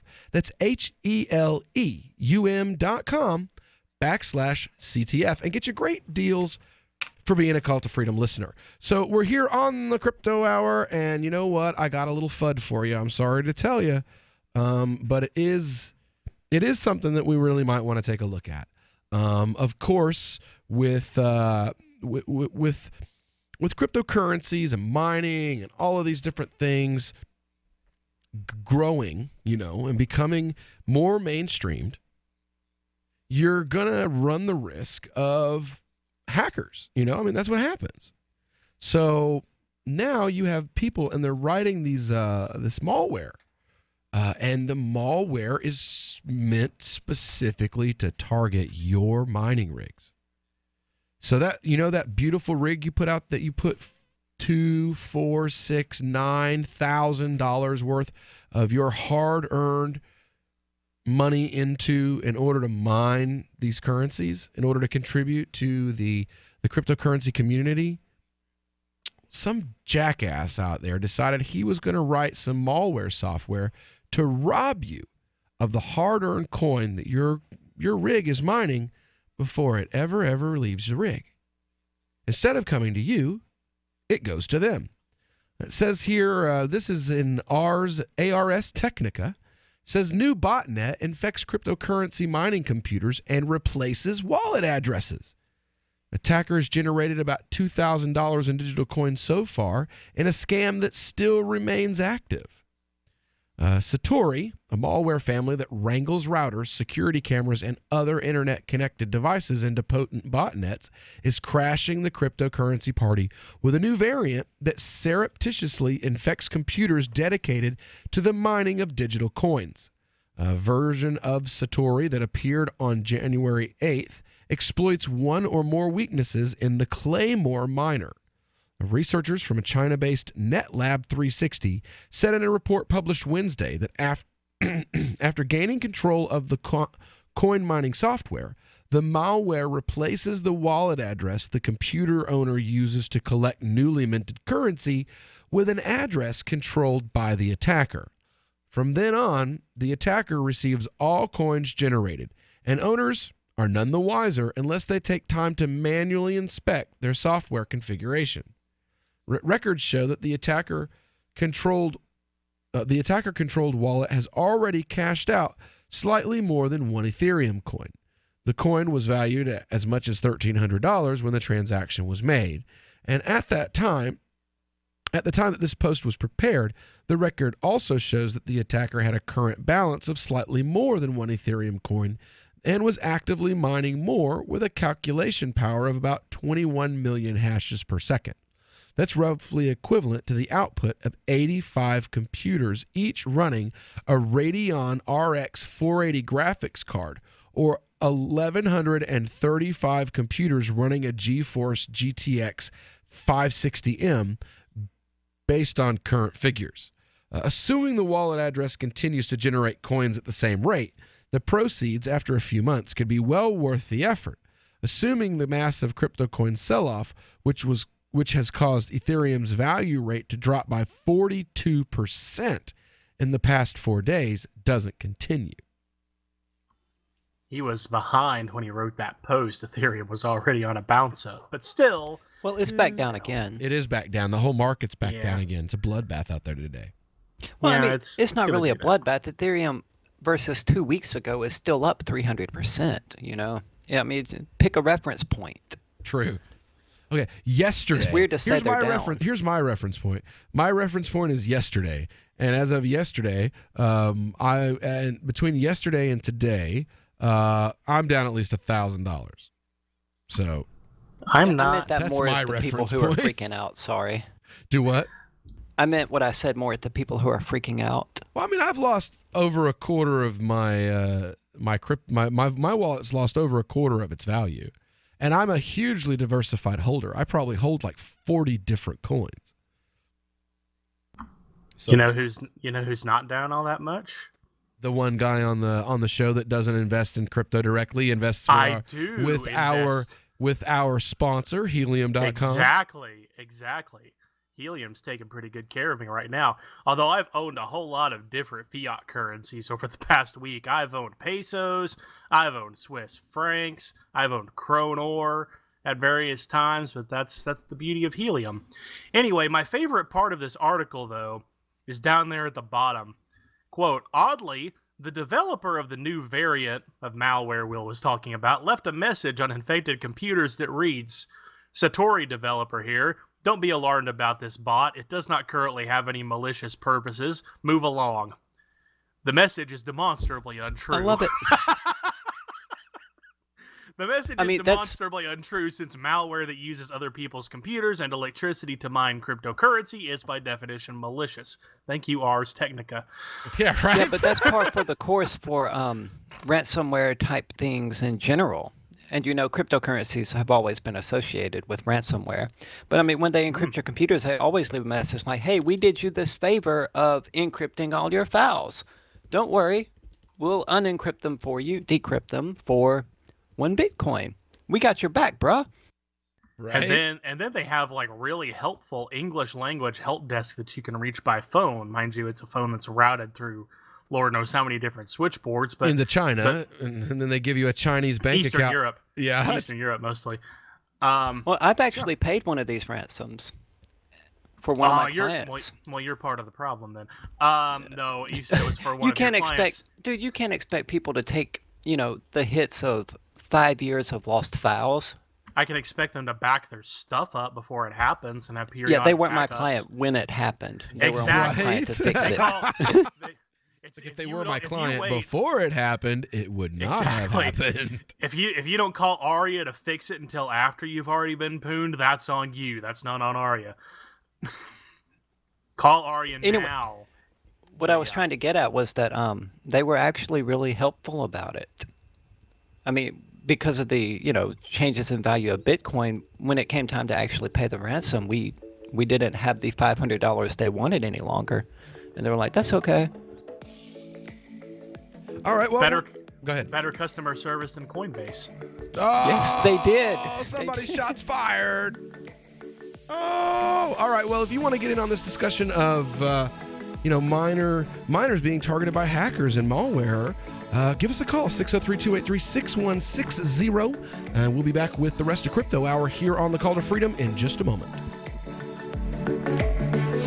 So you've signed the Shire Society Declaration and are planning your move to New Hampshire to be around more liberty-oriented people. Next, sign up for the Shire Society Forum at forum.shiresociety.com. There are a bunch of people there who are already in the Shire, and they want to meet you. If you're already in the Shire physically, you should also come by the forums. Remember, not everyone uses Facebook. New people are signing up for the Shire Society Forum every month, so drop in and say hello at forum.shiresociety.com. On Free Talk Live, we're bringing people to the ideas of liberty every day. From wrestling superstars like Glenn Jacobs. You guys really are having an impact, I believe. Like I said, a lot of where I am now is due to listening to Free Talk Live. You changed my mind on some very important issues years ago. To random people tuning in on the radio. I was kind of stuck in the left-right paradigm. I heard your show by chance on a Saturday night. From there, I went on, joined the Free State Project, and become an amplifier. So, I mean, that's really the reason why I amp is because I know that if it wasn't for you guys being on as many stations as you are, I never would have found the ideas of liberty. Your amp will directly change more lives by getting Free Talk Live in front of people looking for talk radio online and on the air. When you amp Free Talk Live, you get perks like access to the AMP-only Facebook group and AMP podcast. Visit amp.freetalklive.com. Here's a chance to do a little activism while you're cruising Facebook, Twitter, or Google+. Between the LOL cats, the recipes, the hot girls, and the inspirational sunrise memes, Free Talk Live's posts pass by your newsfeed. Like them, comment. It gives us more exposure. If you don't see our posts, click like at facebook.freetalklive.com and then hover over it to click Get Notifications. It's an easy way to spread the ideas of liberty a bit further. I know you're busy, but you can spare that 1/10 of a calorie it takes to click on something. Facebook.freetalklive.com. The new 4th edition of Healing Our World, The Compassion of Libertarianism will take your understanding of liberty to a deeper level and has over 1,300 updated references, new cartoons, and a foreword by Dr. Ron Paul. With discounts for multiple book purchases, the 4th edition of Healing Our World is a great gift for the liberals, pragmatists, environmentalists, and Christians in your life who think libertarianism is cold-hearted. Get yours today at healing.freetalklive.com and use promo code FTL for a $5 discount. Now that you've found the Liberty Radio Network at LRN.FM, you may want to help expose others to our great programs. To assist you in doing so, you'll find resources at promote.lrn.fm, including details on how to get a free bumper sticker, quarter-page flyers you can print out and distribute, banners for your website, as well as files that will allow you to make your own custom banners and graphics. Visit promote.lrn.fm and help bring new listeners to the Liberty Radio Network. That's promote.lrn.fm. The Free State Project has reached its goal of 20,000 liberty lovers who've pledged to move to New Hampshire and get active to achieve liberty in our lifetime. Perhaps you're trying to figure out what part of New Hampshire should be your destination. If so, consider Keene. You'll find more than 150 reasons to move to Keene at move.freekeene.com. Keene is famous for its historic, publicity-generating activism, as well as being the liberty media capital of the world. It's home to freekeene.com, New Hampshire's destination for liberty activism, news, and opinion. For years, we've been compiling over 150 reasons to move to Keene at move.freekeene.com, where you'll learn about some of what's happening here and what makes Keene a great place to live. If you love liberty, you'll probably enjoy anywhere you end up in the Shire. But do your due diligence first. Please visit move.freekeene.com for the full list of over 150 reasons to move to Keene. That's move.freekeene.com. You can put the Liberty Radio Network on the air in your area. Visit broadcast.lrn.fm to learn how. Broadcast.lrn.fm. You are listening to the Crypto Hour on the Call to Freedom, brought to you by Helium.com. Unasikiliza Crypto Hour inayohusu wito wa uhuru, imeletwa kwako na Helium.com.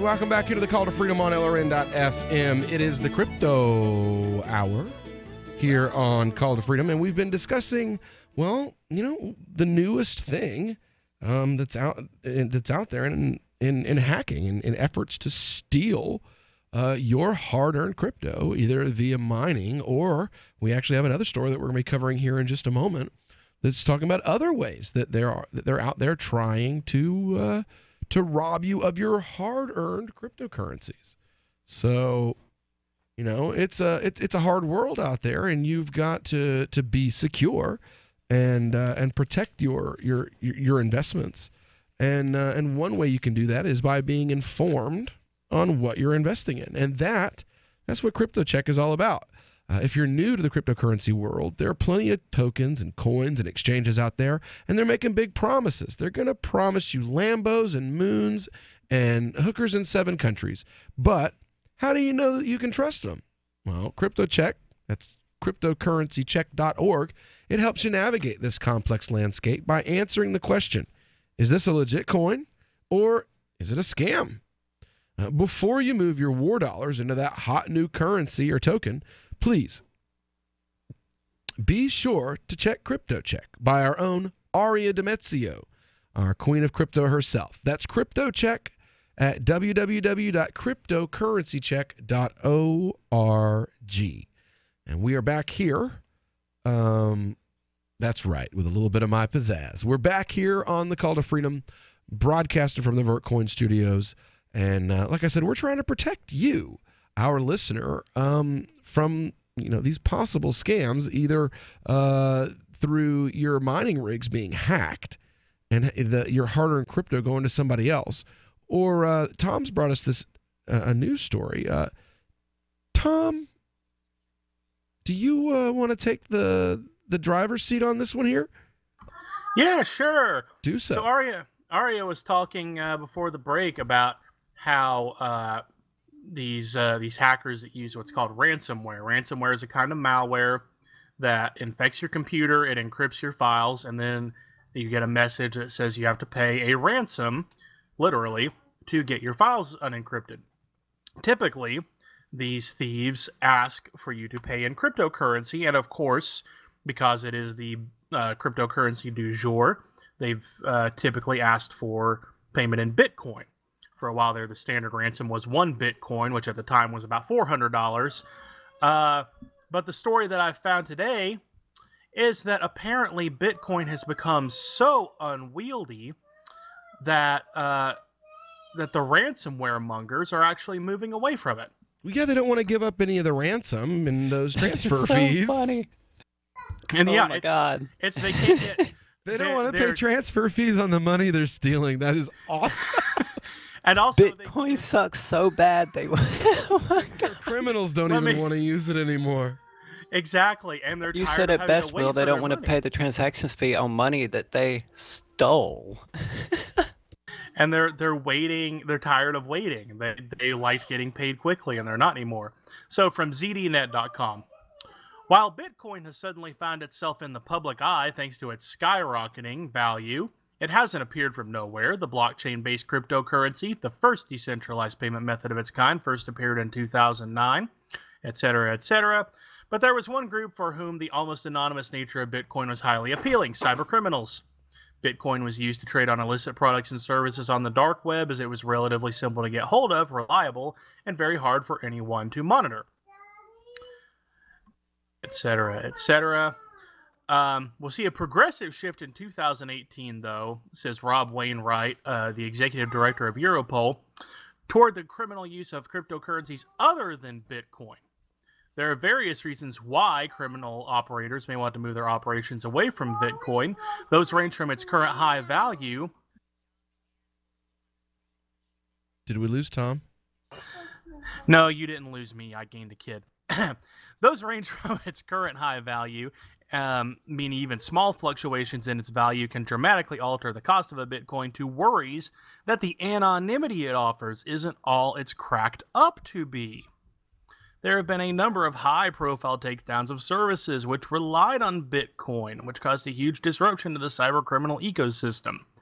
So not only are they worried about the value of Bitcoin, they're worried about the anonymity of Bitcoin. Yeah, it's They're no worried longer. about- Yeah, it's not as decentralized and not as anonymous as people think it is. I mean, it's literally a public ledger that is online. If you can figure out what someone's wallet addresses are, then you can figure out who's sending what money to where. I mean, it's not that major of a thing, you know. They act like it's not like Zencash, where you have the opportunity for fully private contracts. Well, getting all of someone's wallet addresses, that's a pretty monumental task in itself. The feds have done it before, though. When you have, what's the word? When you have a monumental task ahead of you, having unlimited funds is a pretty good way to get that done. No doubt. And when you're dealing with the federal government, and not just the American federal government, you're literally dealing with the federal governments of a number of developed nations here at this point. Ones that increasingly want to regulate specifically Bitcoin because it's the most visible of the cryptocurrencies. Well, they can have it. Maybe they can fix it. They can't do a worse job with it. It would be hard to, yes. It would be yeah, hard I to. said that. It would definitely be hard to do a worse job than what they're doing already.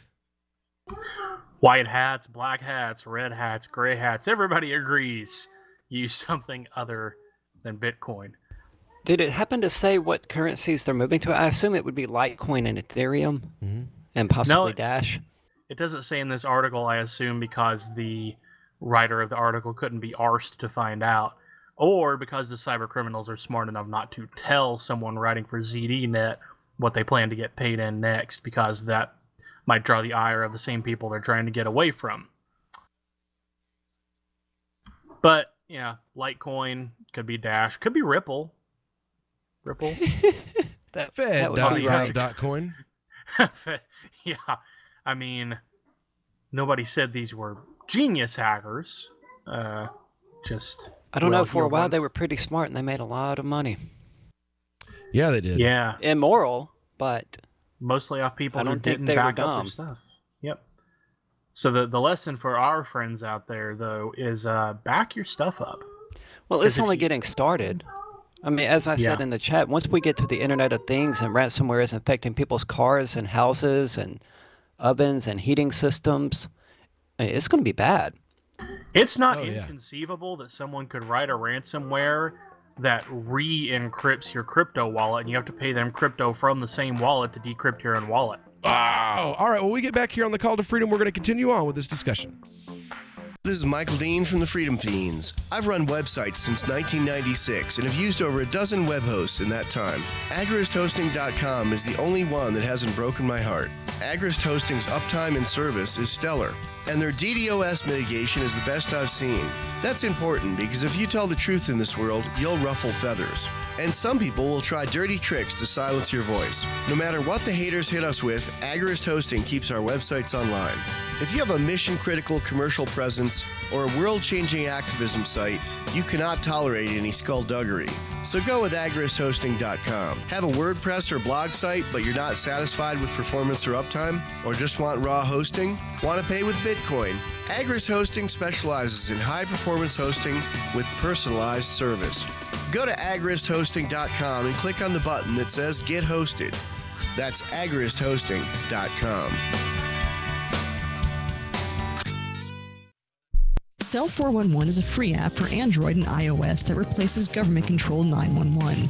Cell 411 allows you to preset a group of friends or private organizations to show up at any emergency. Cell 411 is a nightmare for the state because it proves their so-called services aren't needed. Cell 411 has had thousands of installs, and of course it's covered by the BIPCOT no government license. Cell 411 because your friends won't shoot you when you're in trouble. Without the government, who would build the emergency services? You and Cell 411. Get it today at getcell411.com. Is spreading the message of liberty, cryptocurrency, and peace around the globe worth $2 per month to you? As you may already know, in addition to our internet feed, LRN.FM broadcasts on free-to-air satellite across North and Central America, as well as Sub-Saharan Africa. And we've been available on satellite for free 24/7 since 2010.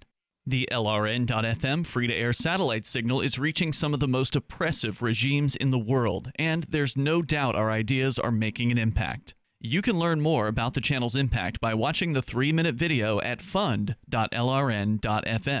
If you'd like to help free minds globally with our ideas of liberty, cryptocurrency, and peace, you can donate as little as $2 per month via fund.lrn.fm. You can help us continue and expand our satellite broadcast to multiple continents. Visit fund.lrn.fm today, and thank you for your help. Don't forget to share the link on social media. That's fund.lrn.fm. LRN.FM is proud to announce our official listening apps for Android and iOS devices. Now you can easily tune into our streams anywhere, anytime on your smartphone or tablet. Just visit apps.lrn.fm or search for LRN.fm in the Android or Apple app stores.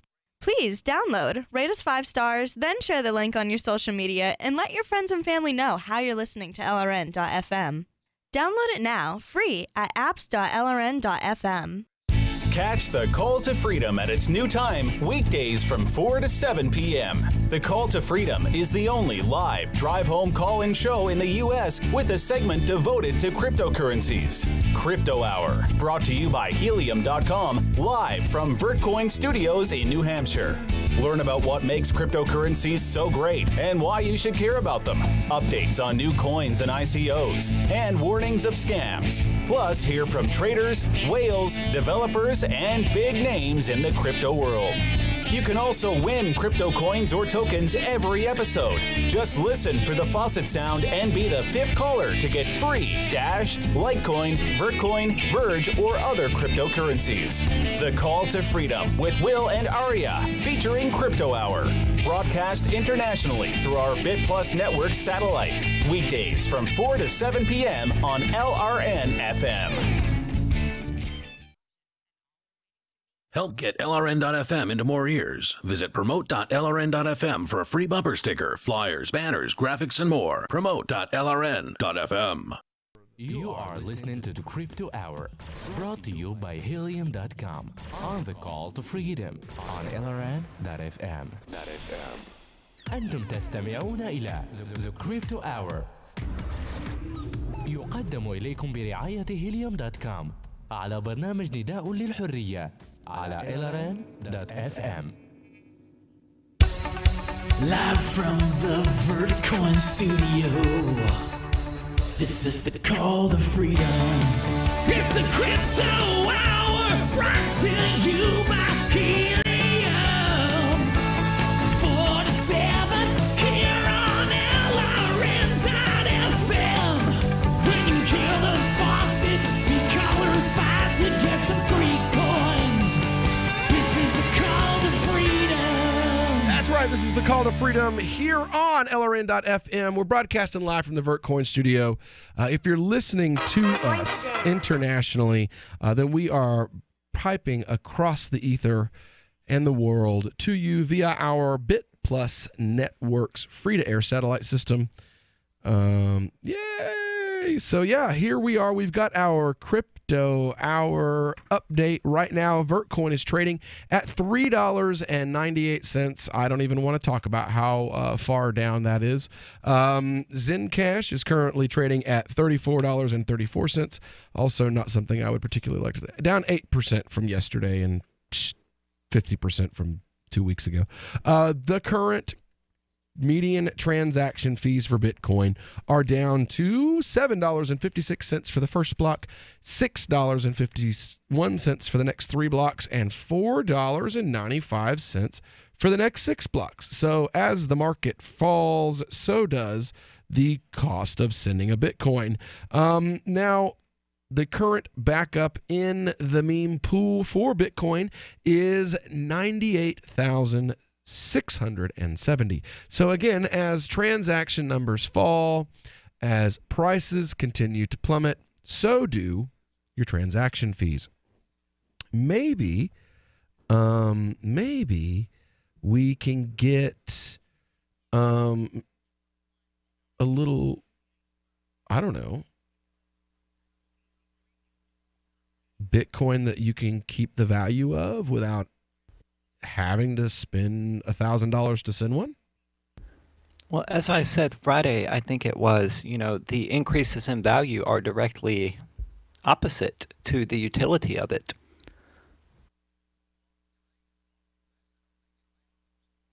Which was my argument for why ASICs will always come into existence at some point if the value gets high enough. Right, because the motivator is for the miners and not for the spenders. On the plus side, of course, all of the dropping values do make for an awfully tasty buyer's market. That's what I'm at.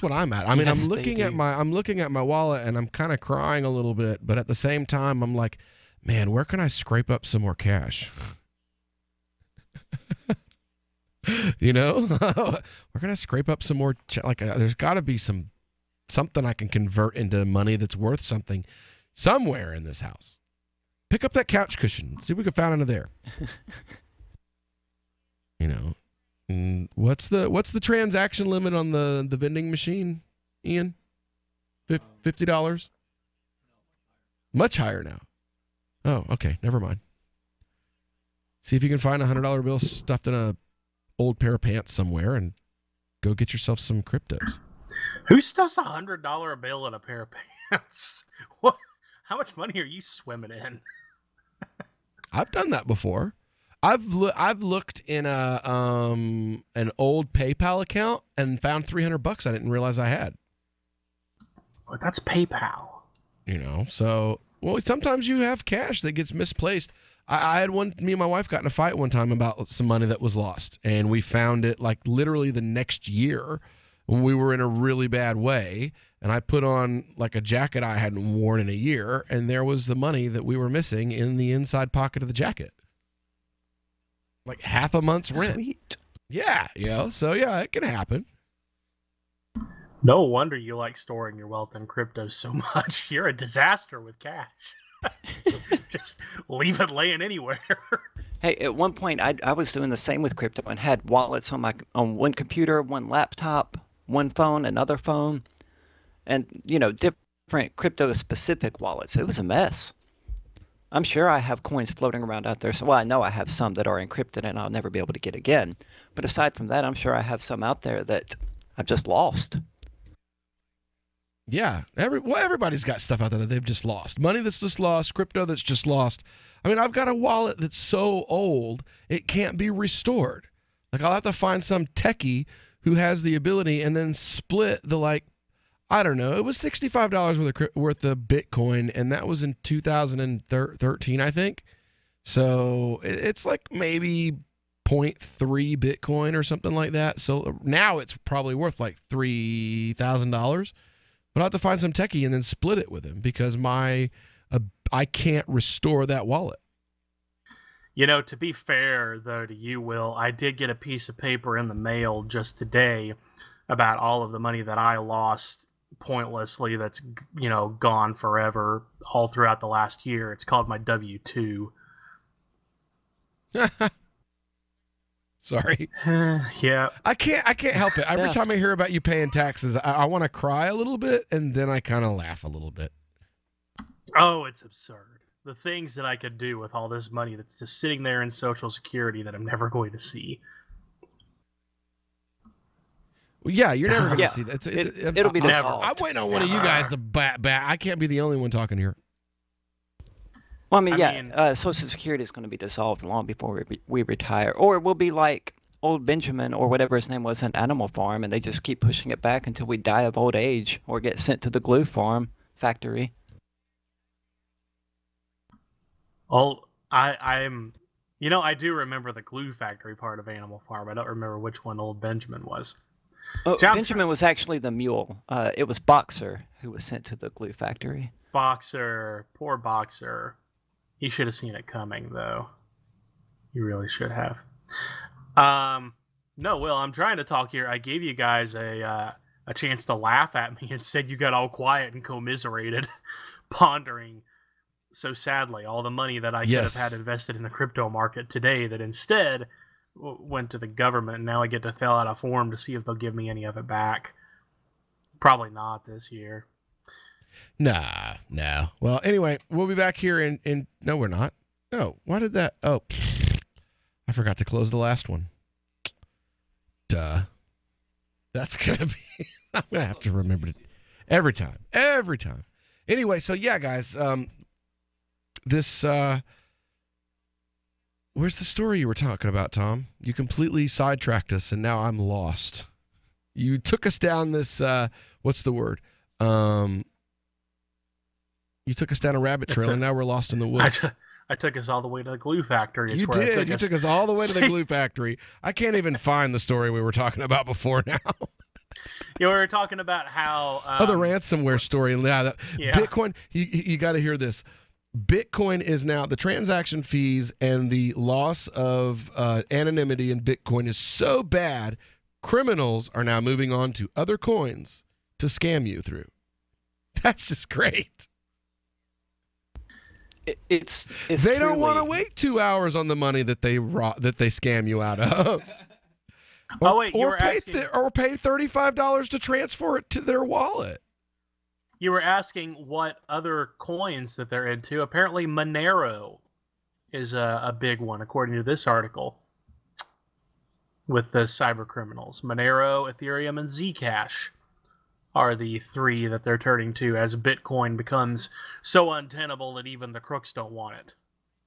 Man, that's really got to make you feel bad. If your crypto is so unwieldy and it sucks so bad at this point that even the scammers are like, you know what, man, dealing with your currency, it's just stealing it is more trouble than it's even worth. So, all right, if you want to get into this conversation, give us a call here, 603-283-6160. We're going to continue this conversation about the latest in crypto scams when we get back here on the Call to Freedom on LRN.FM.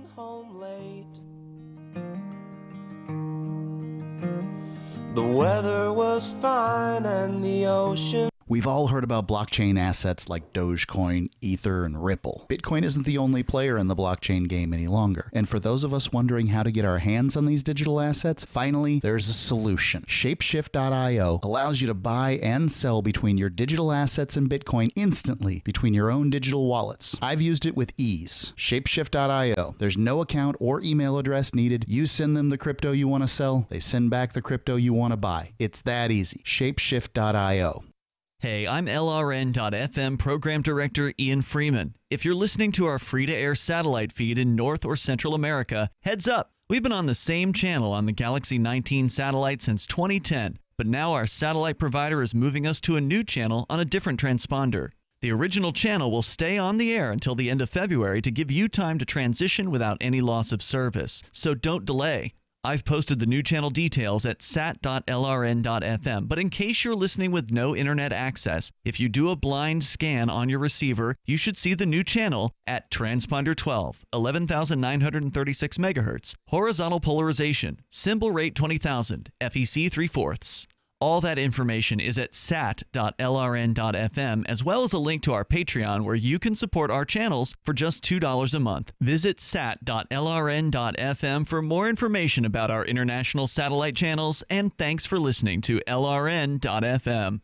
There are lots of ways to listen to Free Talk Live. Our podcast has been around since podcasts began, and now the FTL feed is loaded with content besides our full show archives. Did you know that we make it easy for you to customize your podcast subscriptions? We have different feeds, one that includes only our full shows, one with just the Daily Digest, and one with just the Edgington Post. You decide what you listen to. It's quick and easy to customize your feeds at feeds.freetalklive.com. That's feeds.freetalklive.com. When you hear the word lobbyist, you probably think about greedy corporations, but not all lobbyists are the same. Some are fighting for the freedoms you hold dear. Liberty Lobby LLC is doing just that in New Hampshire, working hard to represent you, not some special interest group. You can help by going to libertylobby.info, where your contribution will give us the tools we need to ensure that your voice is heard. Visit libertylobby.info today to find out more. LRN.FM now has a Discord. Discord is a free text and voice chat platform, and we now have our own server with a bunch of channels at discord.lrn.fm. You can join other listeners as they chat about various things during our live shows, or anytime, day or night. Discord software is available cross-platform, so you can have it on whatever device you want and take your chats anywhere. Join our Discord at discord.lrn.fm. That's discord.lrn.fm. The Onion looks back at This Week in History. On July 21st, 2007, Harry Potter and the Deathly Hallows, the final installment in the widely popular Harry Potter series, was released, as excited fans all over the world eagerly flipped to the book's final pages to find out if Harry and Lord Voldemort finally Author J.K. Rowling had already succeeded in creating one of the most popular literary franchises of all time. And of course, much of that success was owed to the expertly crafted sexual tension that steadily built up between the series' protagonist, schoolboy wizard Harry Potter, and the Dark Lord Voldemort. Everyone in the country wanted to know whether or not they would and if they did how many times would they and who would be who. And that was what happened this week in history. In the words of Mother Teresa, if there is one lesson to learn from the past, it's that no matter what you do, there will always be a bunch more crippled dying kids. This is the Onion News Network. Some of our live shows are streamed in HD on Twitch. Please follow and share at twitch.lrn.fm. That's twitch.lrn.fm. You are listening to the Crypto Hour on the Call to Freedom. تستمتعون إلى The Crypto Hour على برنامج نداء للحرية. We are the music makers, and we are the dreamers of dreams.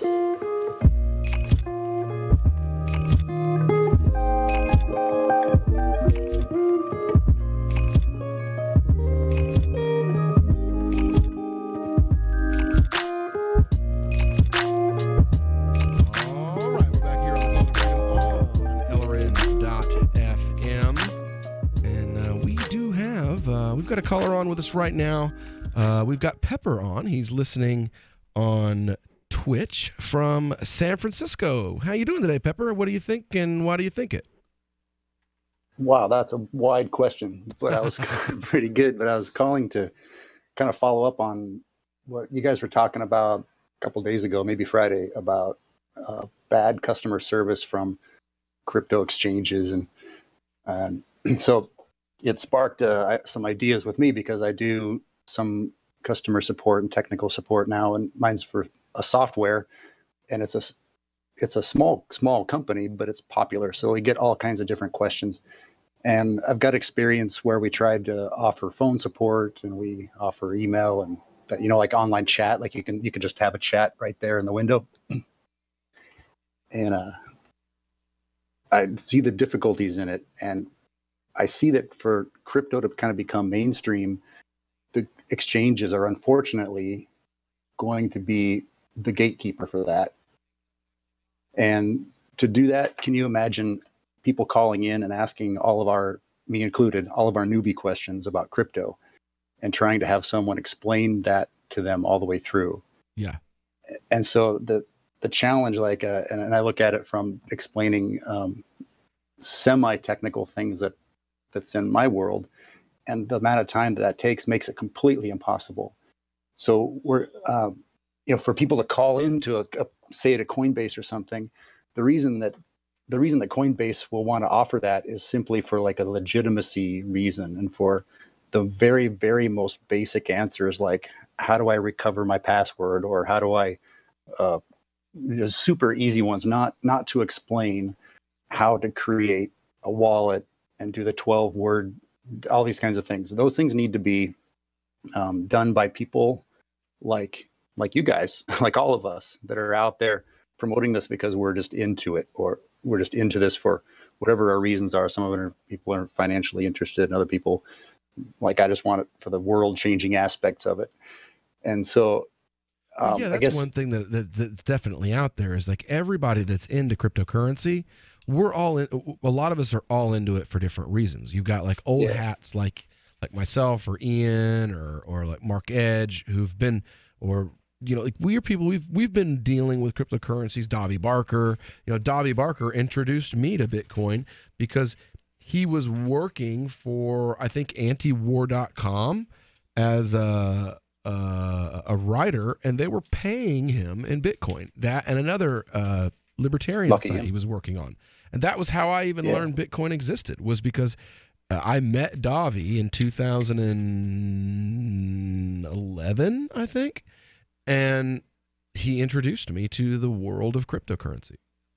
Yeah, I think most people listening here, I learned about it originally from Free Talk Live, like probably a lot of listeners here, and we're interested for getting the banks out of the equation and putting the pressure there, and that's great. But whatever it is, I'm interested in it for some things in my photography industry as well. Like there's intellectual property done by blockchain now, and I'm really interested in those things.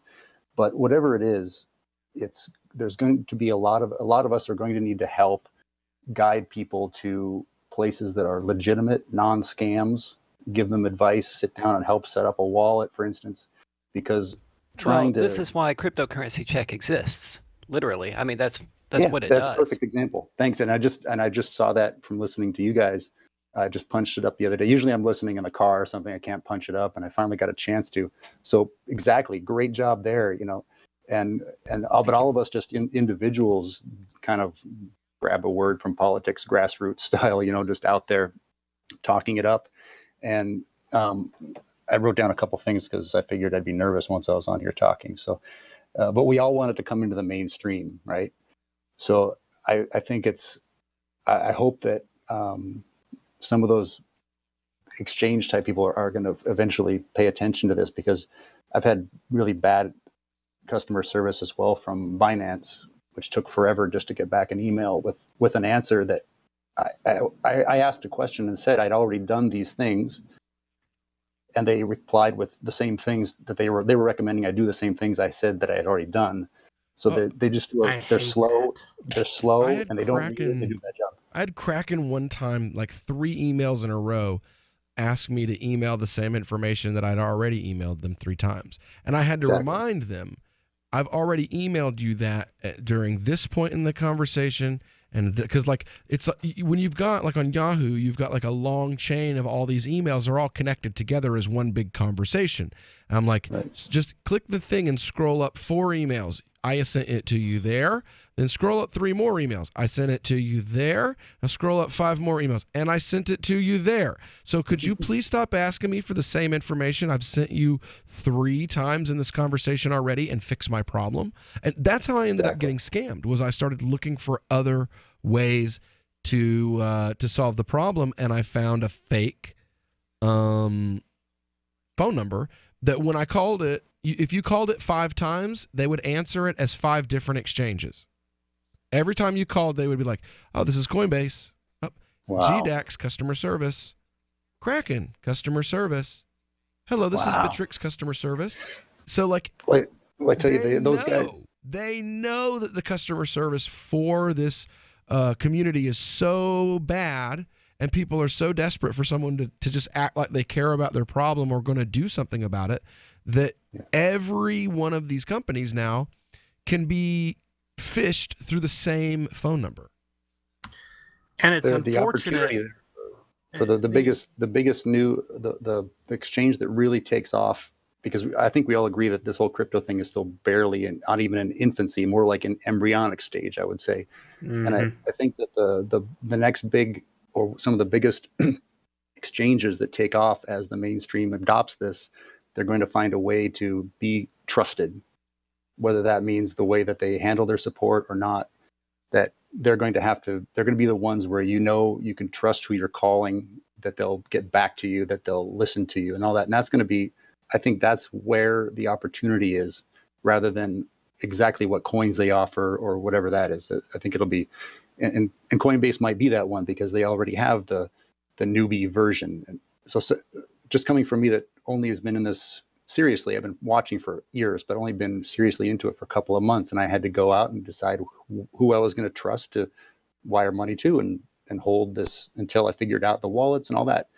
And the one that's going to be the most successful will be the one that gets people comfortable and gets them up and running and supports them after that. And so I'm kind of making a general call out to those, if they're going to listen, that's their opportunity right there, along with all those of us backing it up and just talking about it and saying who we trust and who we've used. Well, I mean, you see now, who was it that just announced is it Bittrex, or was it Bittrex that just announced they're gonna have a call-in customer service line? And dangerous. Well, I think that's a good idea. Well, with the phishing scams out there, it does kind of make it more dangerous. But I think having a place where you can actually go on the website and get a contact number will make it less likely for people to get scammed, because they're not Googling up the number. Make it an easily accessible number on the website. Don't hide it from your customers. And I think that's going to help. It's going to show. Whoever is able to perfect customer service is going to be the company that succeeds. Is going to be the exchange that moves forward, and they're going to leave everybody else in the dust. Yeah, that's what I'm humbly suggest. If you look at the banks, I know we don't want to copy a lot of stuff from the banks when it comes to crypto, but usually the financial institutions with the best customer service are the smaller, more local ones. So as you get localities like there in Keene, like you guys have, where crypto is a major force, one would hope that you would have an analog when it comes to exchanges. Because now, oh my God, that's so funny. Ian and I have both talked about exactly what you just said about 4 or 5 times at least in the last 2 months. With the laws here in New Hampshire, you also think like and with the laws here in New Hampshire, why the hell is there not a New Hampshire-based cryptocurrency exchange? I think that'll solve, Pepper, a lot of what you're talking about. Get it local, get it to where people can talk to human beings they know, and don't have exchanges trying to do everything all at once. Yeah, that would be great. And you're saying that's realistic to do on a local level with regulation? I don't know if it's realistic. Not with regulation. Yeah, I don't know if it's realistic yet, but we're going to try. So when we get back here, Crypto Hour will be over, and hopefully we will be joined by Mr. Naked Liberty himself, James Weeks, to tell us about his upcoming run for Vice Chair of the Libertarian Party. So stick around. We'll be right back. Since time began, tyrants have taken aim at personal liberties. Now there's a movie that aims back. The government has no more right to tell us what to put in our bodies than they have to take our guns or tell us what books we can read. 6 drug police were eaten by bears while raiding a marijuana farm. On your knees, you dirty hippies! Jesus. On your knees! What's the problem, officer? Today, many cops who enforce pot laws do so only because it provides them with cushy jobs, good benefits, and a chance to push people around. I was an undercover narcotics officer. The drug war is nothing but a farce. The Second Amendment says you gotta keep you and your gat intact. Guns and Weed, The Road to Freedom. A film by Michael W. Dean and Nima Vadadi. DVD available now at gunsandweed.com or on Amazon. That's gunsandweed.com. Makes the perfect gift. Remember, that's gunsandweed.com. Did you know you can get news updates about what's happening with the Liberty Radio Network delivered in the way you prefer? You can sign up for our email updates at updates.lrn.fm. Plus, you can stay in the loop by joining our Facebook profile at facebook.lrn.fm or follow us at Twitter at twitter.lrn.fm. It's all free, so sign up now at updates.lrn.fm for news updates delivered to your email box, facebook.lrn.fm to follow our Facebook page, and twitter.lrn.fm to receive our tweets. Hi, this is Mark Edge of Free Talk Live. Michael W. Dean's book, User's Manual for the Human Experience, changed my life. In a culture that attempts to turn you into a compliant victim, this book gives you implementable steps on everything from how to be aware of your environment, walking down the street, to business, to how to handle a toxic person in your life. If you're a human, you need to read this book at least once. Go to Amazon and get the Kindle version, or paperback, or an audiobook of A User's Manual for the Human Experience. More of the Call to Freedom is coming up next, live after the news on the Liberty Radio Network at LRN.FM. From Keene, the Shire, the Liberty Media capital of the world, this is Daryl W. Perry, host of FPP Radio News for Monday, January 22nd, 2018. Silver is trading at $17.03 per ounce. Gold is valued at $1,332 per ounce. Zencash is trading at $38, and the average price of Bitcoin is $11,376.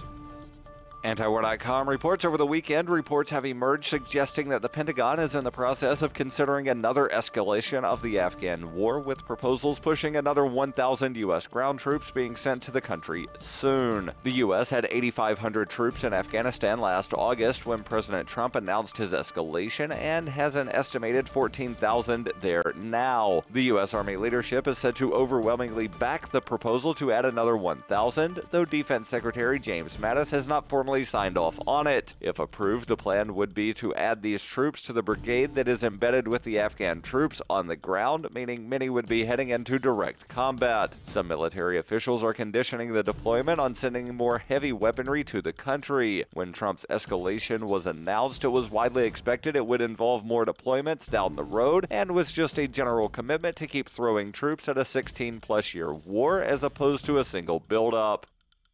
Are you an advocate for free market money? Do you promote Bitcoin as an alternative in a fiat-centric world? Then you need Spendabit in your arsenal, the search engine for things you can buy with Bitcoin. Spendabit aggregates millions of products from thousands of Bitcoin-enabled merchants. Keep your money in the free economy. Visit spendabit.co today. Bitcoin merchants, ask about our merchant suite to reach even more customers. Spendabit.co. UPI reports the FBI did not retain text messages between two agency officials involved in the investigations of both Hillary Clinton and Donald Trump for a 5-month period, according to a Senate committee letter. The missing texts were revealed after the FBI delivered more than 400 pages of text between Agent Peter Strzok, who led the investigation of the Clinton email server, and FBI lawyer Lisa Page, according to Senator Ron Johnson of Wisconsin, the chairman of the Senate Homeland Security and Government Affairs Committee. The committee requested the bulk of text after after reports in December that the two made disparaging comments about Trump throughout the 2016 presidential election season. The DOJ was able to collect 384 pages worth of text between Strzok and Page, but said the FBI was not able to collect text Strzok and Page sent to each other between December 14th, 2016 and May 17th, 2017. Johnson said the inability of the FBI to collect the text was concerning. In a letter to the DOJ, Johnson asked the FBI to further explain why the text messages are missing and produce other relevant records pertaining to the Clinton investigation. For over 40 years, Roberts & Roberts Brokerage has been a trusted source for buying and selling precious metals. Gold, silver, platinum, and palladium. They don't feed the banks. They're Bitcoin preferred and have removed the minimum purchase amount for all orders paid in the digital currency. Call Roberts & Roberts Brokerage today for knowledgeable advice on buying and selling precious metals and a forward-thinking approach to new technologies. 800-874-9760 or visit online at rrbi.co. Reuters reports New York Governor Andrew Cuomo on Sunday said the Statue of Liberty will reopen on Monday even if the U.S. federal government shutdown extends into the work week, vowing to use state funds to keep the landmark monument in operation. Dozens of other national parks and monuments were expected to remain partially or entirely closed after Congress failed to agree on a spending plan to keep the government running past a Friday midnight deadline. In the hours leading up to the shutdown, the Trump administration worked on ways to keep hundreds of parks open without staff in an effort to avoid public anger, although it was unclear which ones would close. U.S. Interior Secretary Ryan Zinke said on Twitter over the weekend, "Not all parks are fully open, but we are all working hard to make as many areas as accessible to the public as possible." The National Parks Conservation Association estimated that 1/3 of the 417 national park sites were shuttered. Yellowstone National Park, a 3,500 square mile wilderness located mostly in Montana, remained open but offered limited services, with visitor centers closed and park rangers absent. During the last shutdown in 2013, a number of governors used state funds to keep parks open, including the Statue of Liberty, which at the time cost $61,600 per day to reopen. But in South Dakota, home of Mount Rushmore, the governor said he would not take any action to keep that monument open during the shutdown. This has been FPP Radio News, online at fppradio.com. Following the announcement of First Communion, The Holy Spookerist, the first hardcore pornographic movie to be filmed in Vatican City since 1982's classic adult feature Pope Fisters 4, Onion reporter spoke to Herschel Savage, director of the film. It's a huge honor for me and everyone else involved with this film. This is where they shot Pope Fisters 4. I mean, that movie's a masterpiece. When we wrote up the script, we sent it over to the Vatican to get the Pope's approval and see if he had any notes, but he loved it just the way it was. The highly anticipated pornographic film, which stars Ron Jeremy as the horny sea himself, Pope Benedict XIXIX, will reportedly contain graphic sex scenes filmed in the Sistine Chapel, St. Peter's Square, and the Pope Mobile, among various other notable sites within the Vatican. Well, actually, I'm just watching a cut of this amazing scene we shot last night where Pope Benedict is gangbanging a bunch of nuns in his bed, and it was great because the Pope let us use his bedroom. Tomorrow we're shooting the scene where two nuns fuck each other on St. Peter's tomb using strap-on crucifixes. I think people are really going to like this movie. This is the Onion News Network. You are listening to the Call to Freedom on LRN.FM. Unasikiliza wito wa uhuru katika LRN.FM.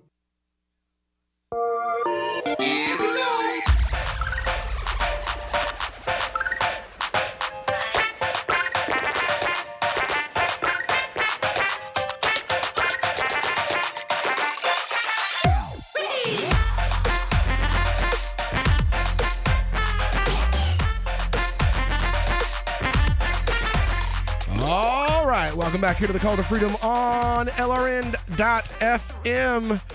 What better song to talk about getting you free coins than, a little bit of Mario? So, yeah, guys, we are joined by a pretty special guest right now, especially if you're on the more radical side of the libertarian persuasion. We are joined by Mr. Naked Liberty himself, Mr. James Weeks. How you doing today, James? Doing pretty good. Very good, very good. So we've had James on the show a few times before in the past, in the last couple of years, and now we're at a time slot where he can actually join us here on the air again. Yeah, without having to stay up late. Yeah. It's like, I can go to work tomorrow, or I can be on the show. Sorry. Yeah, that was the decisions back then. This is a much better time slot. Right? Yeah, much better time slot. So, and now you said that you've got a little venture that you have at home, and you've had to suspend that for a moment. Yeah, I've had to suspend my Vertcoin mining operation for a little bit to come on the show. I had to go ahead and stop that just for a little bit. Right. So now we spoke about a story that's connected with us having you on today about a week, maybe 2 weeks ago. The whole the current attempt to purge Arvind Vahra from the Libertarian Party's position as vice chair. Wasn't there a vote on that today or yesterday or something like that? Well, I think that the vote's coming up. Last I checked, I think they were scheduled to vote next week on that sometime, but I think they keep doing votes for it, so who knows? I think there's 2 different motions. Maybe there's a motion to suspend him, and then there's a motion to censure him. Basically, the more moderates really just want him out. Huh? Yeah. The new moderates. That's fine. Definitely. I want them out. Well, yeah. But see, the funny thing is, the new moderates can say they want radicals out, and that's not trying to purge the party. But if radicals say that they want the new moderates out, that's like, well, why are you trying to purge the party? Well, the problem is these people, they aren't they aren't really moderates. They're not moderate libertarians. They're just not libertarians at all. No, they're not. They're not even in the slightest most of the time. Most of the time, not even. The old. The old minarchists from back in the day are the new radical caucus. Yes. Is the minarchists from back in the early days, and then you have the audacious caucus, which is the actual radical libertarians.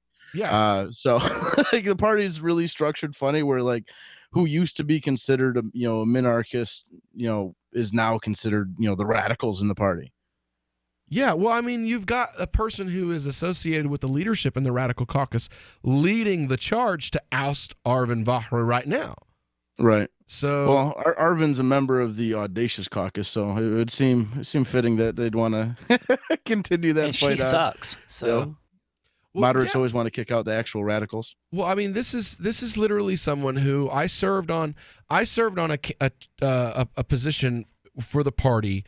There were so many people that were so pissed off about Johnson and Weld and how far they were off the platform, many times straight up campaigning against the platform, that they put this feel good kind of nonsense thing together in order to placate. Basically, is what happened. They placated the radicals in the party. So I got put on it. This person from the Radical Caucus got put on it, and every attempt that I made to censure, to make sure there was some kind of a chastisement of Weld and Johnson, was blocked by this person as trying to create conflict in the party and not being together, and we need to be quiet and accept the decision of the delegation, even if that means accept the endorsement of Hillary by Weld and all that. Basically, exactly. Until her entire state comes to her and says, I want Weld out, and they have to all email her individually and cite, party rigmarole and all this other nonsense. Until that happens, she will not use her position on the national chair to say that campaigning against the platform is wrong, or to say that donating to Republicans against libertarian candidates is wrong. None of that bears her using her authority to stand up and defend the party. But let Arvind Vahra say something that rustles a few jimmies. Right. And he didn't even really say anything that radical at all. When I was reading some of the stuff, it was not anything that would have been considered radical 5 years ago, or even 2 years ago. Even a year ago. Yeah. True. Don't like him. That's all it comes down to. The moderates don't like him. just at the last convention, the entire delegation booed Austin Peterson for saying you shouldn't be able to sell heroin to 5-year-olds. That was just last convention, and we've gone from that, and they booed Gary Johnson for suggesting that we should have driver's licenses. Now that's reasonable. Now that's reasonable. It's crazy that even in such a short time, how far down the party has already got and away from the libertarian message. And I thought back then, I was like, wow, we're so far removed from the libertarian message. And now I'm like, man, I wish we could go back to the good old days a year ago. For real, yo. For real. I called it. You got to admit it, man. I called it. I literally stood on that stage and I said, in a year from now, we are not going to recognize the party that we are in today. You won't be able to, you'll look at this and you'll be like, no, there's no way those people actually believed in freedom that much or were that unified a year ago, 2 years ago. There's no way that's true. And sure enough, here we are, and almost 2 years later, and the Libertarian Party is completely unrecognizable to what it was. Arvin was the golden boy of the Libertarian Party's national committee. And now he is persona non grata, enemy number one. Well, as I said from the start, the real radicals have been pushed this by the moderates who insist on continuing to compromise with Republicans and Democrats until it's no longer libertarianism. Right. You do have that. You have a lot of people who they got winning so much in their head that they think winning an election is all that matters, to where they only care about getting someone elected that has an L next to their name instead of getting a libertarian elected. Yeah. And if you just get someone with an L next to their name elected to office, a libertarian didn't even win. But these new moderates, they don't understand that. They don't see that. Even the radical caucus people, they don't even see that. Not a lot that it really, you need to have libertarian people to be elected and not just have an L next to the name. You can slap an L next to Jeb Bush and run him in 2020, and if he won, it still wouldn't be a libertarian victory. Exactly. Absolutely. Actually, I don't know. Jeb Bush might be more libertarian than Bill Weld, so there could be that.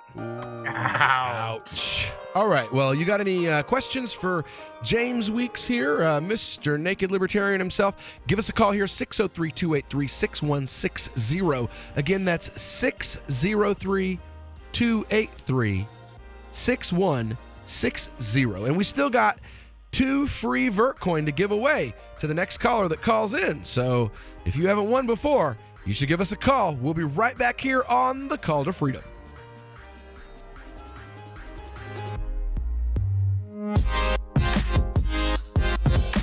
Are you tired of your taxes funding endless occupations around the world? Antiwar.com is run by people who understand that wars abroad become wars at home, wars on our freedoms.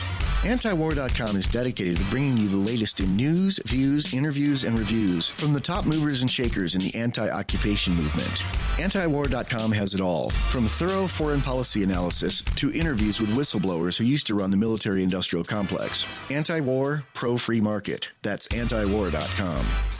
Don't worry about things you can't control. Isn't that what they always say? But it's about impossible to avoid worrying about what's going on these days. The government has used the war on guns, the war on drugs, and the war on terrorism to tear our Bill of Rights to shreds. But you can fight back. The 10th Amendment Center has proven it, racking up major victories. For example, when the U.S. government claimed authority in the NDAA to have the military kidnap and detain Americans without trial, the nullifiers got a law passed in California, declaring the state's refusal to ever participate in any such thing. Their latest project is offnow.org, nullifying the National Security Agency. They've already gotten model legislation introduced in California, Arizona, Oklahoma, Missouri, and Kansas, meant to limit the power of the NSA to spy on Americans in those states. We'd be fools to wait around for the U.S. Congress or courts to roll back Big Brother. Our best chance is nullification and interposition on the state level. Go to offnow.org, print out that model legislation, and get to work nullifying the NSA. The hero Edward Snowden has risked everything to give us this chance. Let's take it. Offnow.org.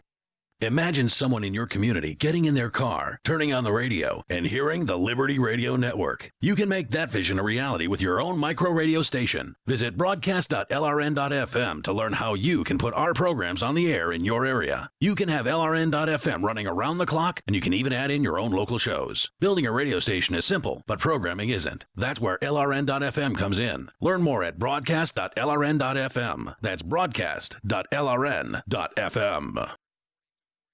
Radio is the most personal of mediums. I exist right now in your head. If you listen to Free Talk Live regularly, you know me. Free Talk Live is on more than 160 radio stations around the U.S. and has been downloaded on every continent around the world. Hundreds of thousands of listeners with ad packages from $600 a month to $6,000 a month. Imagine what we can do for your business, project, website, or idea. Email me, mark@freetalklive.com. The three most important things you can do for LRN.FM are: 1. Let your friends know you're listening to LRN.FM on your social networking profile. 2. Buy the things you buy online through shop.lrn.fm. 3. Give $5 a month to the AMP program at amp.lrn.fm. It's my firm belief that the AMP program is the best use of your charitable dollar among liberty-oriented groups. Support all your favorite organizations, but make sure you give $5 a month to the AMP program at amp.lrn.fm. Why did you move to the Shire? I moved here to the Shire because there's other people around who take liberty just as seriously as I do. I moved to the Shire because I saw videos of people challenging authority and thought that I could get support myself. It called to me, like, do this right now. I wanted to be around people like me who got it, and once I got here, I knew there was nowhere else that I wanted to be. I've always wanted to change the world, so I moved to the Shire to join people who were actually working towards doing the same thing.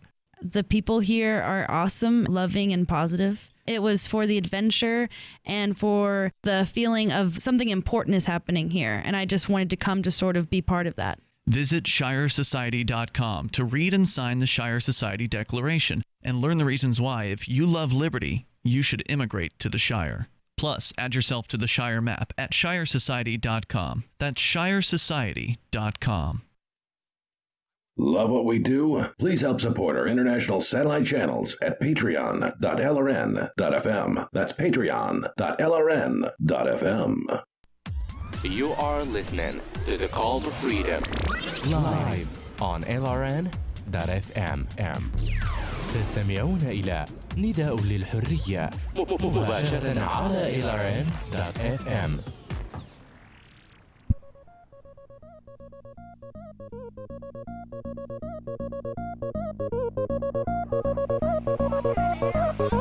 That's so disgusting. We'll be fine.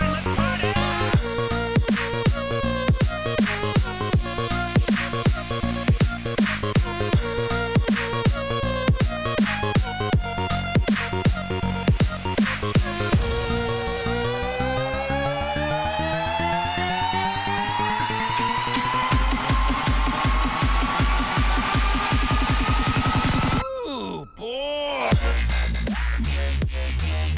All right, welcome back into the Call to Freedom on LRN.FM.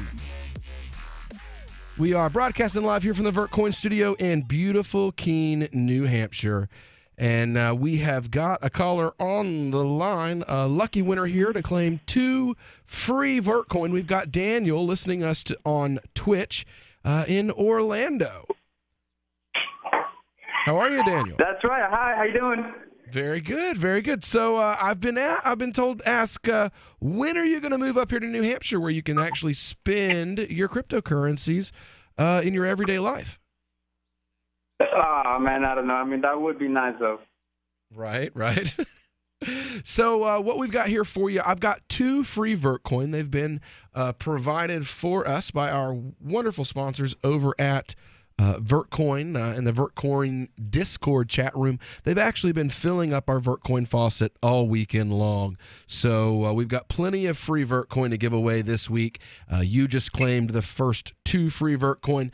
So you're going to hang around for a minute so we can give you the information to claim your prize. But I just want to know, Daniel, who's the show giving you 2 chances to win free coins every day? Call to Freedom! That's right. Thanks for being a part of it. And hold on. We'll give you all the details on how you can claim your... Oops, wrong button. Call back, Daniel. Sorry about that. I hit the wrong button. Because I do stuff like that. So call us back, Daniel, so we can make sure you get your free Vertcoins sent out to you sometime tonight before midnight. We've had James Weeks on the line here with us, everybody's favorite naked libertarian. And, at least until Aria does her thing. Right, at least until Aria does her thing. Well, actually, that will not endear me to people.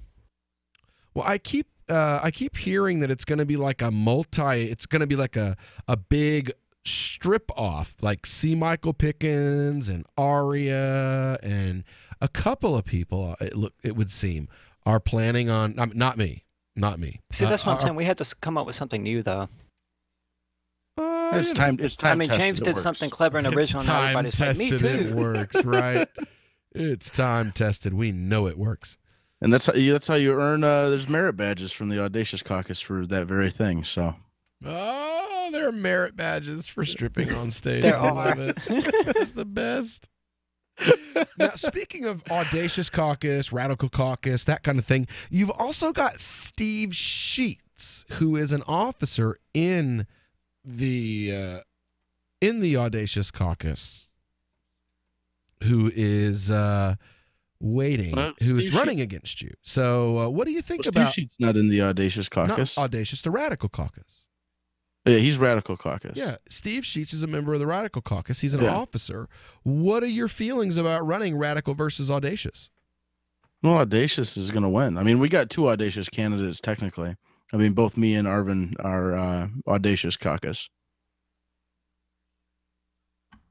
Yeah, but there's a question of viability. And strangely enough, it's not a question about you. Well, I kind of jumped in the race because of that. Because I kind of wanted to scare people more than Arvin. And it's not working. It's not really working. And I'm like, what the heck?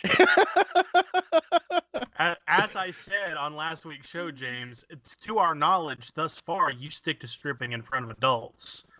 So, little less concern there. Well, we'll see. I mean, that we'll should see what earn happens Arvin with, a badge itself, come to think of it. I mean, if people are more concerned about him winning than you winning, I mean... that's something to be celebrated for stripping him. libertarian than Arvin. Which is so crazy because he won by like a resounding re-election, man. I mean, like it was without question. He was the winner. He's like the libertarian like you were Harry talking Truman, about, and the pedo thing is like the stock market of the 1950s. Well, like we were talking about earlier, the party's gone really left away from libertarian. The party's gone very not libertarian. So, well, technically, when Arvin says something that wouldn't anger a single person, 2-3 years ago, now he says them now. And you have all these people that like Gary Johnson brought in and people who really want to, I don't know the right way to say this, I guess, to really bow to those people and really make those people the new majority in the Libertarian Party. So when, people are trying to make sure that those people feel comfortable and then saying standard libertarian stuff like Arvin does. I mean, everything Arvin has said from his questioning of how good age of consent laws are to his anti-troop stuff, man, is all stuff millions of libertarians have said before. The Troops Are Welfare Whores was a popular libertarian Facebook page all the way back in 2012. Yeah. Jeez, I remember them being on this very station on Free Talk Live. One of the very first episodes of Free Talk Live I ever heard was James McDuffie from the Troops Are Welfare Whores on this show defending himself against neocon Republicans for having that opinion. And now you have to defend yourself for having that position from fellow libertarians. Well, I took offense to the Troops Are Welfare Whores. I thought that was extremely disrespectful to whores. Oh, but right. Ching. So I knew there's that. I knew to have it's over 9,000 queued up as soon as I brought you on, and I now am kicking myself for not having that already ready already. Well, you know, that's why people should be more. You know, Arvin Vora says some stuff, but you know, I say stuff like that. You know, Arvin Vora hasn't said that, so I don't know why people are more scared of Arvin than me. Maybe they think he has a better chance than me. Who knows? We'll find out. Yeah, that's probably what it is. But see, that's just it, though, is you don't have to win to win. No. And that's what they don't seem to get, is they don't understand a world where not winning the election still means you won.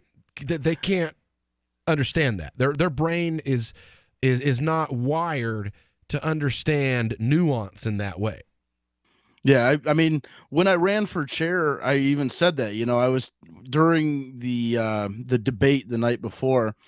You know, I was like, "How many of you have ran for office?" And like everyone, you know, of course, it's the Libertarian Party, so everyone runs for office.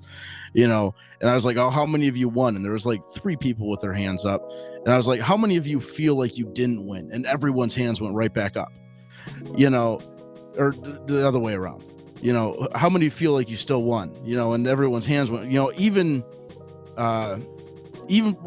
libertarians should feel like that. And I'm surprised that more libertarians don't like act like they feel that way. But most people still feel like they won, even when they didn't win. When you're running as a libertarian and you're a libertarian.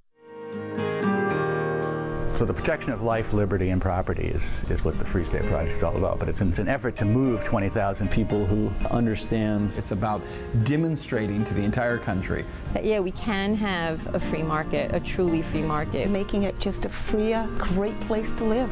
It's the world's largest voluntarist libertarian community, and it's only getting bigger. That's amazing, to be able to move to a place where other people like passionately believe in being free and independent. What the Free State Project is managing to do, though, is to put their money where their mouth is. It's physically getting up across the country and saying, let's go someplace and let's demonstrate the power of these ideas. There's a lot of kind of philosophy that surrounds liberty. There's a lot of thinking about it and talking about it. But here in New Hampshire, people are doing it.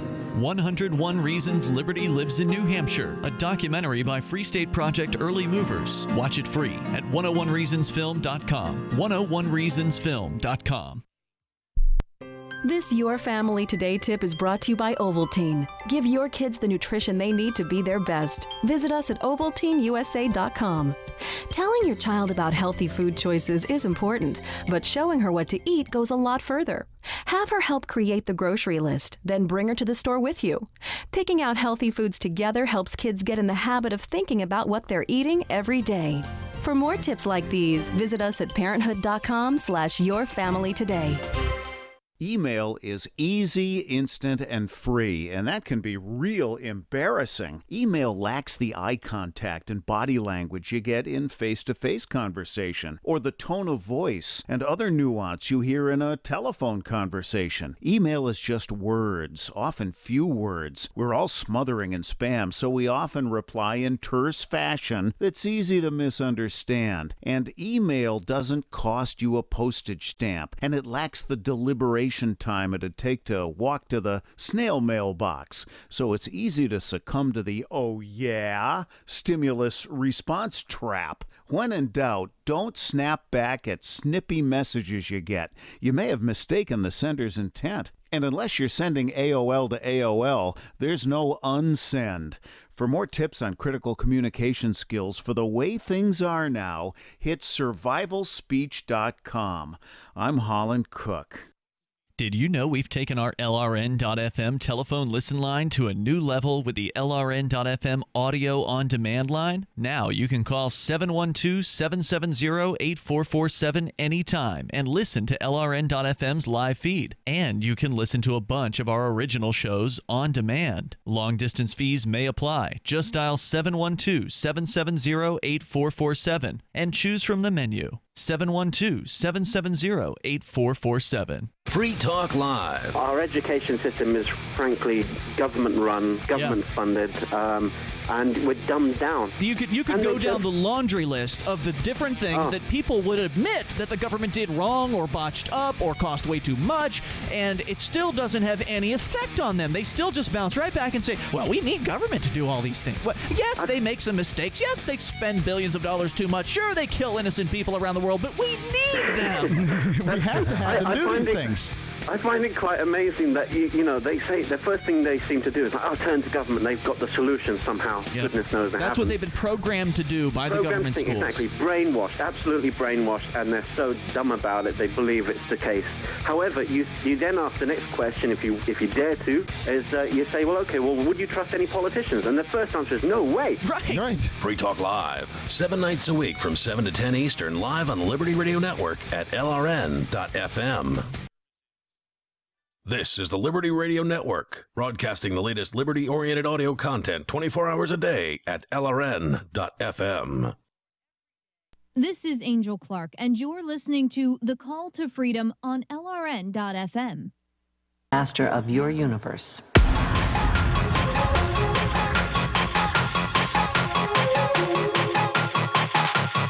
Morty!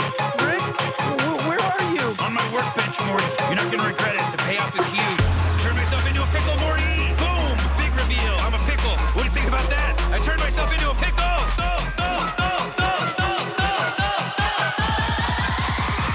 I'm Pickle Rick! All right, we're back here on the Call to Freedom on LRN.FM. You are the master of your own universe. And we have got the master of his own universe here with us as well, Mr. James Weeks, the world famous, literally, man, world famous naked libertarian. I mean, I'm at work, right? I'm at Applebee's a couple years ago. I'm at work. I'm serving this guy. I look up from the bar, and there's James Weeks' naked ass on TV. That's true, and it did happen. And I'm like, and you were like, I know that guy, and that's when you had to go get a new job. I was like, oh my God, I know him. I was there when that happened. Oh, I hope no one ever lost their job over knowing me. That would be just awful. No. The people I work with thought it was hilarious. They were like, you know that guy? I was like, yeah, I know him. He's a friend of mine. I've known him for a long time, actually, like quite a few years. We've partied in the woods together. True story. Yeah, there was. I remember I was talking to the guy who first put the first dollar in my G-string. He was telling me he got looks at work the next when we got back. That's awesome. No. But the only downside of that is I didn't get more dollars in my thong, you know? Oh, yeah. Yeah. So make sure everyone brings their singles to the next, to NOLA, you know? Everyone brings some singles. Preview. Libertarians are cheap. That sounds exactly right. Ian Freeman's sitting in the studio behind me, and he wants to know, and so do I, actually, to be truthful, James. When are you just going to bring your Vertcoin mining rig and move up here? Oh, geez. Come on, man. I've been. It's literally the town for radical libertarians, and if there's anybody that should be here, it's you. I've been wanting to move up that way for a while. The only thing that's really not there, that I don't know, is the work situation. What do you do? Trying to find a job. What do you do besides mine Vertcoin? Well, mine Vertcoin really, but no, I work in IT. So I'm sure there's plenty of jobs up there, but I really haven't invested too much effort into it. Man, you need to get on it, man. Get on it. After I do it. I hear it's the place to be. Well, yeah, Aria is supposed to be up here in the next month or so. So, of course, after Aria does it, but definitely. And I mean, then, hell, who knows? Maybe we can have James Weeks, the Naked Libertarian, in the studio. Just have your fat, naked ass in front of this camera right here where Melanie great is for sitting ratings, Steve. in front of the LRN studio banner all for like 3 hours, at least once a week. Just Right. you, get my ginger, my red, my ginger hair live stream. friend. We'd be with the first show that managed to be FCC friendly on the radio, but not on television. No, Howard Stern did it. Howard Stern did it. Oh, We'll that be would the be first perfect. libertarian broadcast to do so, but the lefties already pulled that one off. So we have to admit they got to that one before us. Oh, Howard Stern. Yeah, Stern got to that one. I mean, he got in a lot of trouble for having that girl pull her boobies out. He had they had I don't know. I used to watch the show. I always like listening to Howard Stern. Would you get in trouble if I pulled my boobies out? I don't think so. I mean, that's a serious question.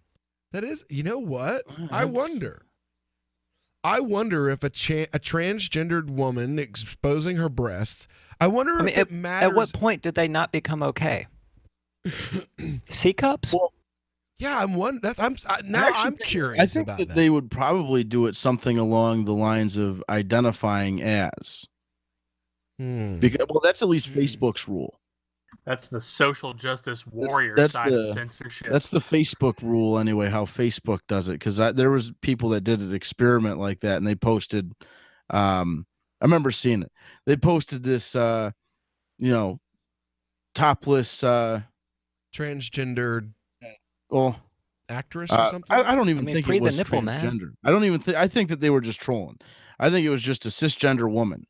That they posted on their topless, and then when Facebook took it down, they responded to the takedown and said they identify as a man, and Facebook put it back up. So if a man who identifies as a woman that looks like me, no breasts, just normal dad I don't think you could bod. show your nipples. That's hilarious. Yeah.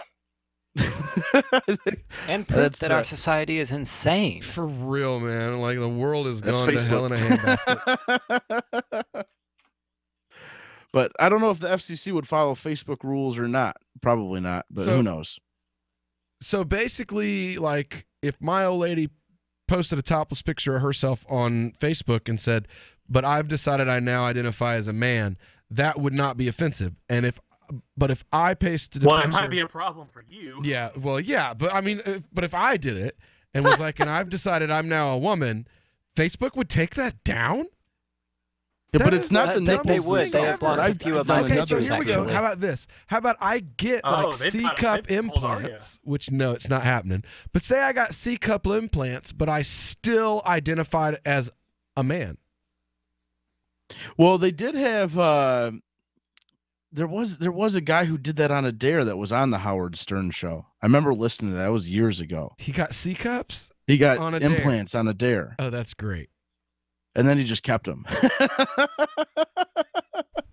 I don't blame Anytime I want to rub some nice tits, I can just rub on my own. Yeah, I never sleep anymore. But if there, I did an experiment myself with. I took a topless photo where I was both topless, and then I had a female friend who was topless, and we photoshopped the nipples around. Right. Okay. So we had my nipples on her body and her nipples on my body. Right. So who does Facebook censor? Facebook censors my nipples on her body. But they're not they're not girl nipples. They're your I nipples. know the girl nipples on a male body are okay. Are okay. But guy nipples on a girl body are I also mean, how good censorable. was the Photoshop? I mean, I'd make sure you got some of it those was bright done by ginger me. And I'm hairs in it, terrible you at know, Photoshop. like- I mean, it was okay, but it wasn't the best. James has got some decent titties too, so I mean it works.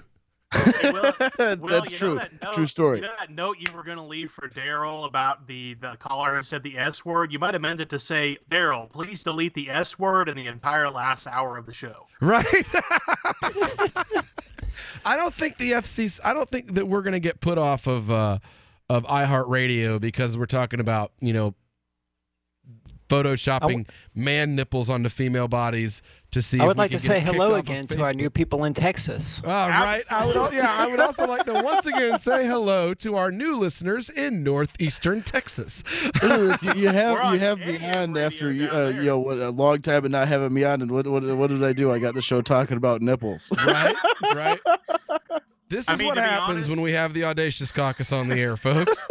To be honest, I mean, we have done worse, but not by much.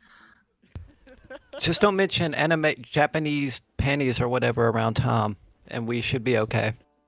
Are you ever going to let me lift that down? I don't even know what we're talking about now.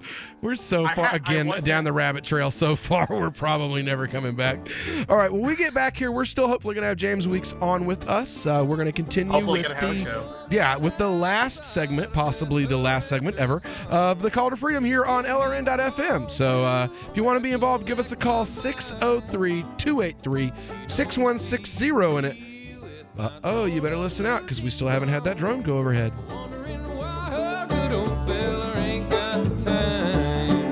What do you shop for that you could otherwise buy at Amazon? Pretty much everything, right? Amazon has competitive pricing and they deliver, and that's a big plus. If you could plan ahead in your shopping, would you be interested in saving up to 33%? There's a catch. You have to do your shopping in Bitcoin. But imagine those savings. It's like a huge raise. All you have to do is go to saveitpurse.com. We've saved thousands, and you can too. Plan ahead and save. SaveItPurse.com. Is spreading the message of liberty, cryptocurrency, and peace around the globe worth $2 per month to you? As you may already know, in addition to our internet feed, LRN.FM broadcasts on free-to-air satellite across North and Central America, as well as Sub-Saharan Africa. And we've been available on satellite for free 24/7 since 2010. The LRN.FM free-to-air satellite signal is reaching some of the most oppressive regimes in the world, and there's no doubt our ideas are making an impact. You can learn more about the channel's impact by watching the 3-minute video at fund.lrn.fm. If you'd like to help free minds globally with our ideas of liberty, cryptocurrency, and peace, you can donate as little as $2 per month via fund.lrn.fm. You can help us continue and expand our satellite broadcast to multiple continents. Visit fund.lrn.fm today, and thank you for your help. Don't forget to share the link on social media. That's fund.lrn.fm. Some of you asked, and now we've delivered. LRN.FM's live Keene, New Hampshire studio shows are now streamed in HD on Twitch. Visit our channel at twitch.lrn.fm and give it a follow. If you have Amazon Prime, you get 1 free subscription on Twitch. If you use it on our channel, Twitch will give LRN.FM a monthly piece of your Prime subscription cost. So please watch, follow, share, and subscribe to twitch.lrn.fm. That's twitch.lrn.fm. Looking for a great real estate investment? Consider New Hampshire, which is ground zero for the Liberty Movement. Your first call should be to Mark Worden from Porcupine Real Estate. He's more than just a real estate agent. He's your New Hampshire concierge. Where are the best places to live? Do you want farm, city, the burbs, or forest? Do you want a duplex or multifamily building so that renters pay your mortgage? There are homes in all price ranges in New Hampshire, and Mark can help with financing too. Invest in liberty and property. Mark Worden can help. PorcupineRealEstate.com. Did you know you can listen to LRN.FM via our free-to-air satellite channels? We have channels over nearly all of North America and much of Africa. All you need is an affordable receiver and a dish as small as 30 inches. There are no monthly fees. Learn more at sat.lrn.fm. Plus, if you are a broadcaster or want to be one, this is a good delivery method for our content. See our coverage maps and get details at sat.lrn.fm. That's sat.lrn.fm. sat.lrn.fm. Hey, I'm LRN.FM Program Director Ian Freeman. If you're listening to our free-to-air satellite feed in North or Central America, heads up! We've been on the same channel on the Galaxy 19 satellite since 2010, but now our satellite provider is moving us to a new channel on a different transponder. The original channel will stay on the air until the end of February to give you time to transition without any loss of service. So don't delay. I've posted the new channel details at sat.lrn.fm, but in case you're listening with no internet access, if you do a blind scan on your receiver, you should see the new channel at transponder 12, 11,936 megahertz, horizontal polarization, symbol rate 20,000, FEC 3/4. All that information is at sat.lrn.fm, as well as a link to our Patreon where you can support our channels for just $2 a month. Visit sat.lrn.fm for more information about our international satellite channels, and thanks for listening to LRN.fm. You can sign up to receive the latest about the Liberty Radio Network via our email updates at updates.lrn.fm. That's updates.lrn.fm. You are listening to The Call to Freedom on LRN.FM. تستمتعون إلى برنامج نداء للحرية مباشرة على LRN.FM. Initiating satellite scan.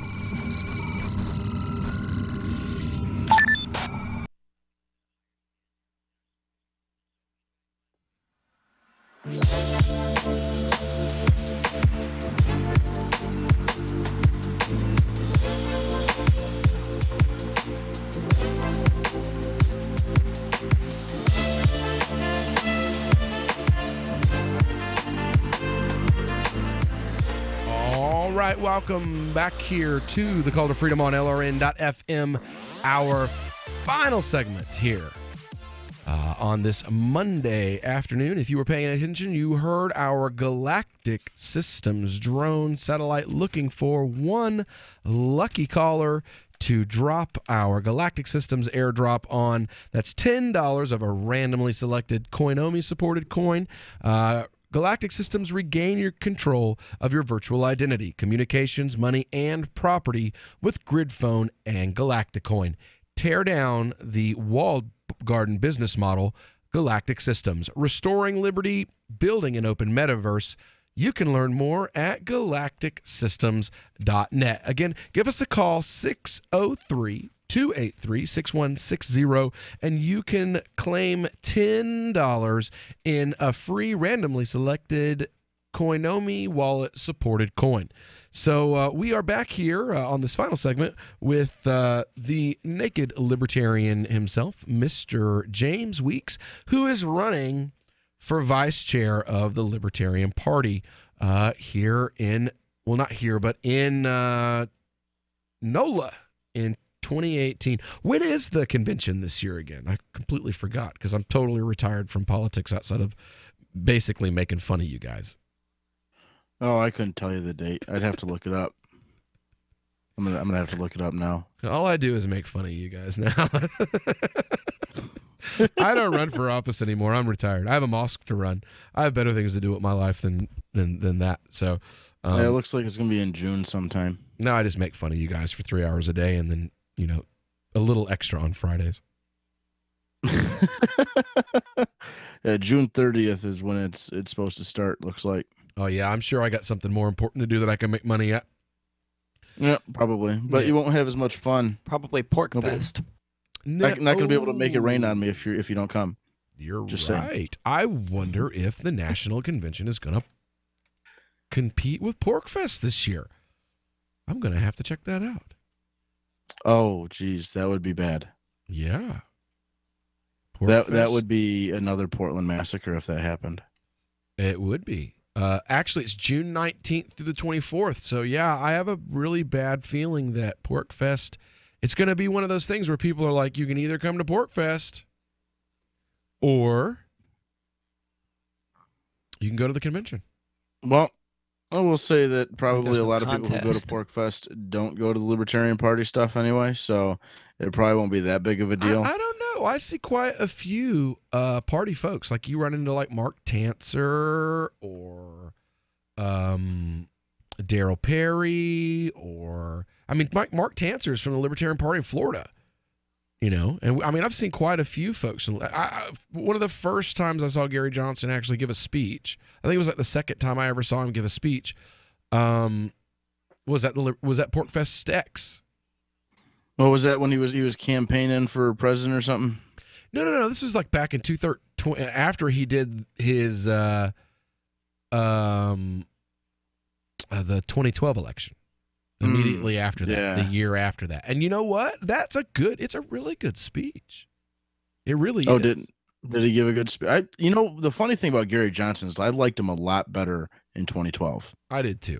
I mean, I campaigned for him in 2012, and I wouldn't have much better candidate back then. I don't know.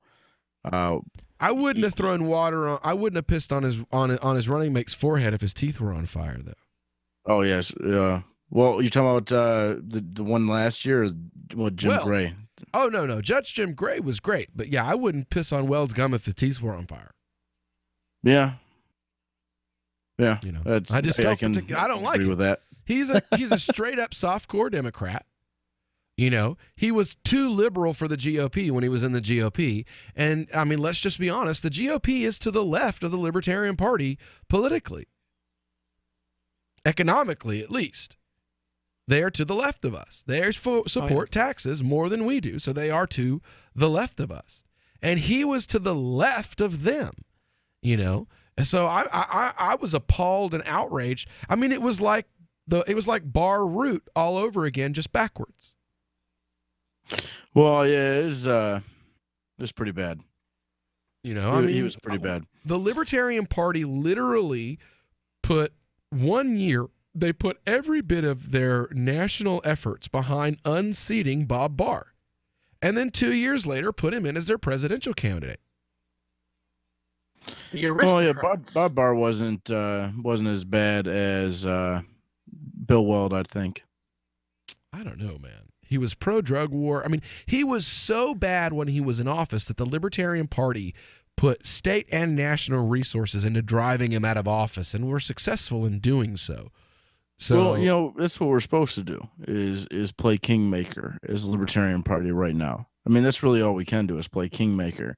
So you can't blame the Libertarian Party for playing kingmaker, and you can't make that as well, this is proof we didn't like this guy, because that's what we do is we play kingmaker.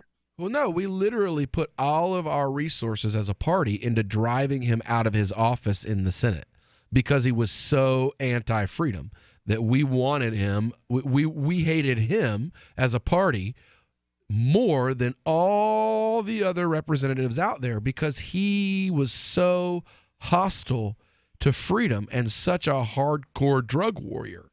And that's what was so outrageous about him winning and why so many people quit the party and walked out. And the second nomination for VP went to Root because there was nobody there to stop it, because half the delegation just got up and left. And it was because so much effort and money had been put into driving this guy out of office when he was Republican. Good God, why on earth would you want to nominate him to be your national spokesman? I still remember the same reason why they nominated Gary Johnson and Bill Weld.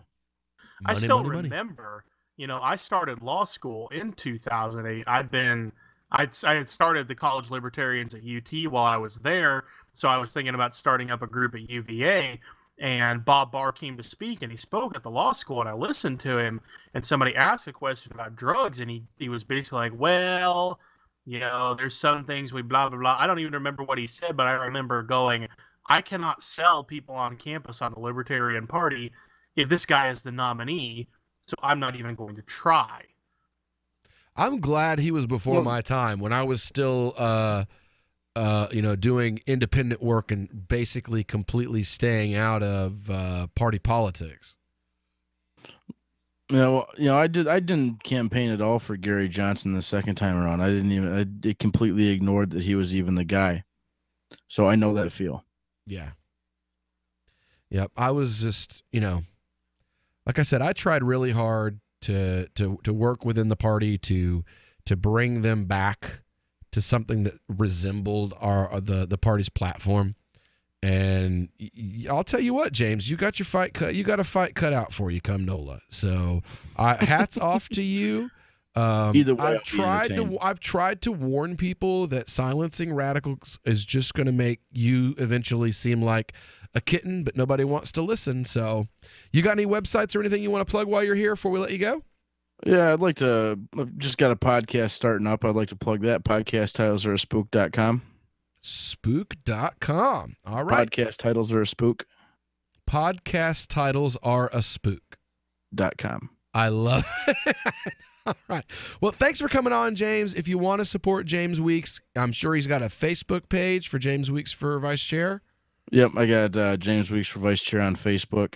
So you can find me there. All right. So if you want to keep up with his run for Vice Chair, go on over there and check him out. Thanks for coming out with us tonight, James. I'd love to have you on again in the future. It is the Naked Libertarian himself, Mr. James Weeks. Well, thank you for having me. Keep up the great work, man. Very much. All right, now tomorrow, Aria, I'm correct. We've got Plymouth on the hook for tomorrow during Crypto Hour, correct?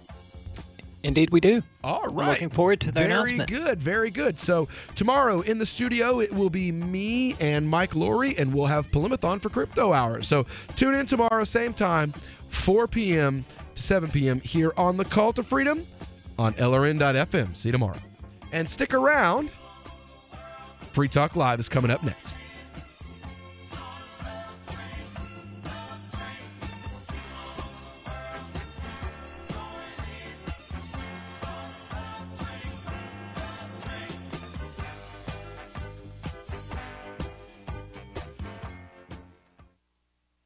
I've been told no in many different ways. I give you an order and you're going to obey it. George, you can go this way. You can do that and you have to leave here. You cannot bring signs into the rally. Walk with me. Well, I'm comfortable here, actually. Whoa. Hey. Who do you think you are? Excuse me. There is no video and audio allowed in this office. No, I have work today. You ain't going to make it. Wait a minute. Whoa. Hey! Oh my God! Unbelievable! Why are you running from me? Because you scared me. What am I being detained for? You're being served. What is this? You're being served. What is this? Bureaucrats have a funny way of telling people no. That's the sound of the men working on the chain. Derek J's Victimless Crime Spree. Watch it for free and order the Director's Cut DVD at victimlesscrimespree.com. Here's a chance to do a little activism while you're cruising Facebook, Twitter, or Google+. Between the LOL cats, the recipes, the hot girls, and the inspirational sunrise memes, Free Talk Live's posts pass by your newsfeed. Like them, comment. It gives us more exposure. If you don't see our posts, click like at facebook.freetalklive.com and then hover over it to click Get Notifications. It's an easy way to spread the ideas of liberty a bit further. I know you're busy, but you can spare that 1/10 of a calorie it takes to click on something. facebook.freetalklive.com. Are you tired of governments murdering people around the world? Stop using their money. There is an alternative. Bitcoin is a stateless, free market, non-political currency. Bitcoin cannot be inflated or controlled by any government. By using their money, you are helping the state. Stop doing it! You have an incredible alternative available now. Learn it, use it, spread it. Get started with Bitcoin at bitcoin.com. That's bitcoin.com. You're 6 minutes away from a live episode of Free Talk Live, brought to you by freekeen.com. Listen live at freetalklive.com. From Keene in the Shire, the Liberty Media capital of the world, this is Daryl W. Perry, host of FPP Radio News for Monday, January 22nd, 2018. Silver is trading at $17.03 per ounce. Gold is valued at $1,332 per ounce. Zencash is trading at $38, and the average price of Bitcoin is $11,376. Antiwar.com reports over the weekend, reports have emerged suggesting that the Pentagon is in the process of considering another escalation of the Afghan war, with proposals pushing another 1,000